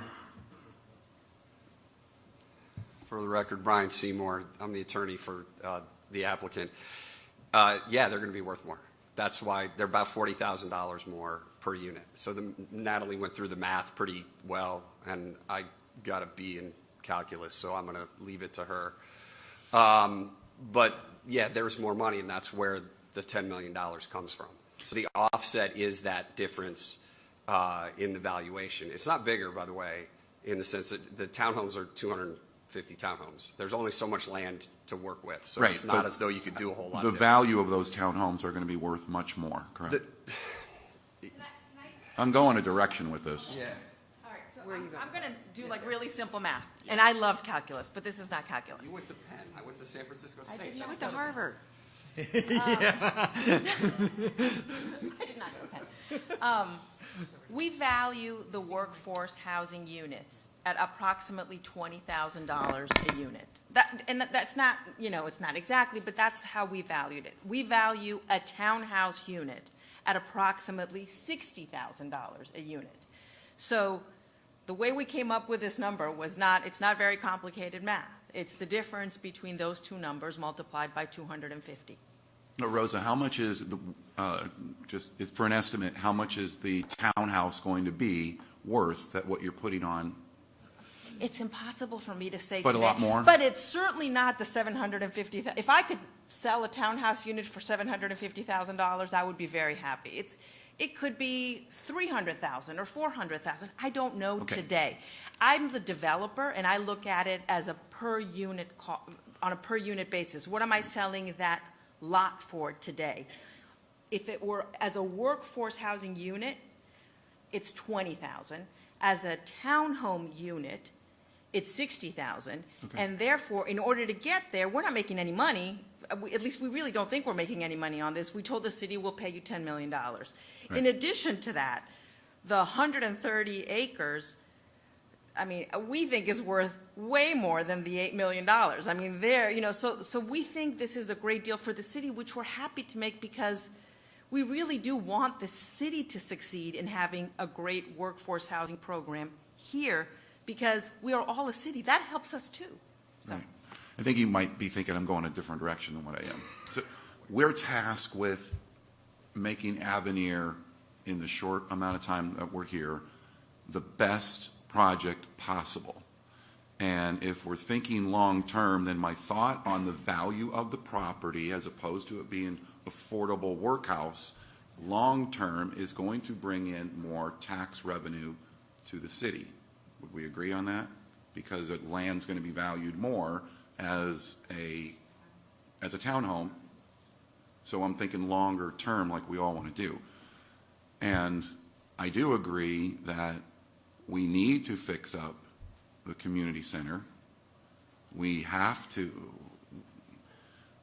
And I think affordable housing needs to be within the city, under the city's control, in a more strategic area other than 10 miles out of town. Some of these families may only have one car. So do they drive? Sure they drive, but how many cars are they going to have? So I think we keep trying to make Avenir better. We've amended things over the last few months to make Avenir better.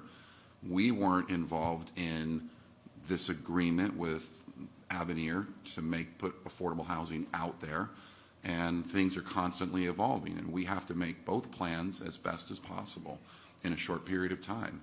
And I've never understood why affordable housing would have been out there myself. So I'm going to be in support of this idea to make the city best as possible and make Avenir keep it going on the right track. Anyone else have any comments? Madam Mayor, I have to correct something real quick before you get to a vote. The Scrivener's error, if you will, really wasn't the numbering of the resolutions. It was the short title of the resolution and the order that they were in. So as a point of clarification, item B is accurately Resolution 81, 2018. It just should have been item 10A. So you actually do currently have a motion and a second for Resolution 81, and that is the PCD amendment. That should happen first. You can't approve the agreement until you've amended the PCD to allow for it. So that is actually the motion and the second that you have on the floor. Then you would do the agreement Resolution 87 next. Okay. So they're just out of order on the agenda, and they got labeled. It can be confusing, but All right, so the discussion we're having is basically a general overall discussion. So has everybody finished? I have one addition. To address the school issue, the school district of Palm Beach County pulled the school. Avenir did not pull the school. Correct. So that just, I felt, needed to be clarified. Okay. All right, I'm going to go last. One, I'd like to see Burns Road renamed to a Burns Road Community Center as opposed to a rec center, because it is a center that supplies social programs and services for not only our youth but our seniors. It is an amenity to the urban core, and the urban core is right here. It is not, and it's an amenity open to everyone. If you live in Mirasol or Mirabella or PGA National, your community was developed with amenities. So the rec center, for lack of a better term, is a community center. I'm on the board of the Edna W. Runner Tutorial Center, which is a school up in Jupiter for 107 at-risk kids. It's also a community center, and it's the only one around. So we use that center for everything, and we need to make sure that it is developed. Suzanne and I went up to Charlotte and visited something called a purpose-built community. And one of the key components of that purpose-built community was an educational component and an amenities component of rec and social. So what I'm getting at, in a long-winded manner, is that $5 million to Burns Road to harden it, to make it a facility that in a hurricane, the people who live in the urban core can have a place to go, is an amenity that we don't currently have. To be able to take care of our citizens, whether it is recreation or social, it gives them a community area in which to be. Like last night when we talked about unity and community at the menorah lighting, this is unity and community for our community. It is an essential component of any housing development that goes on in the city, and right now it is in our urban core. Where we have the ability to put workforce housing is right here in this urban core. It's not out at Avenir. It's definitely not out west of that.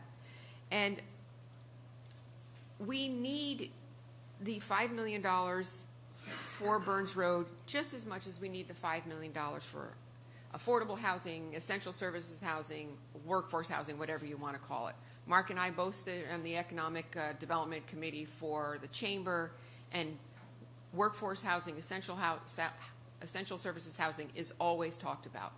But where is it essential? It's essential here. It's not essential out west. So in another long-winded manner, I'm in support of this resolution. And with that, we need a vote now on Resolution 81. Is that correct? Yes, ma'am. Okay. All those in favor? Aye. Aye. All those opposed? Okay. That carried 5-0. Now we go back to Resolution 87. I make a motion that we pass Resolution 87, 2018. May I have a second? Second. Okay. Any discussion? Maybe. All those in favor? Aye. Aye. Motion carries 5-0. Resolution 82. Now, Patty, do you need to read that one? Or, Yes, ma'am. okay. Resolution 82, 2018, a resolution of the City Council of the City of Palm Beach Gardens, Florida, approving an impact fee agreement between Avenir Holdings, LLC, and the City of Palm Beach Gardens, consistent with certain conditions of approval in Resolution 4, 2016, for a portion of the city's parks and recreation impact fees, providing an effective date and for the purposes. Thank you. We had the presentation? Okay. May I have a motion and a second? I make a motion that we adopt Resolution 82, 2018. Go ahead. Okay. Any discussion? All those in favor? Aye. Motion carries 5-0. Thank you very much. Okay, we have now arrived at the items for council action and discussion portion of our meeting. Are there any other additional items to discuss? Okay. City Attorney, do you have a report for us? I briefly spoke to each one of you during your agenda reviews about the status of our current litigation. We have a motion for summary judgment scheduled for February 11th in the Dinerstein versus City of Palm Beach Gardens case that came out of the November election. I have oral arguments scheduled for January 15th in the Dinerstein versus Palm Beach Gardens case that was precipitated by the March election. And we're going to mediation in the Sears case on the 13th of December at 9:30 in the Sears attorney's fees case. And that's the update. Wonderful. Okay. So before I adjourn this meeting, I just want to wish everyone a happy holiday season. Be well. Be safe. We'll see you. And please, our January meeting is not the first Thursday, correct? Just a reminder that we are the second Thursday due to the holidays. Yes, ma'am. Okay. Thank you very much. With that, we are adjourned.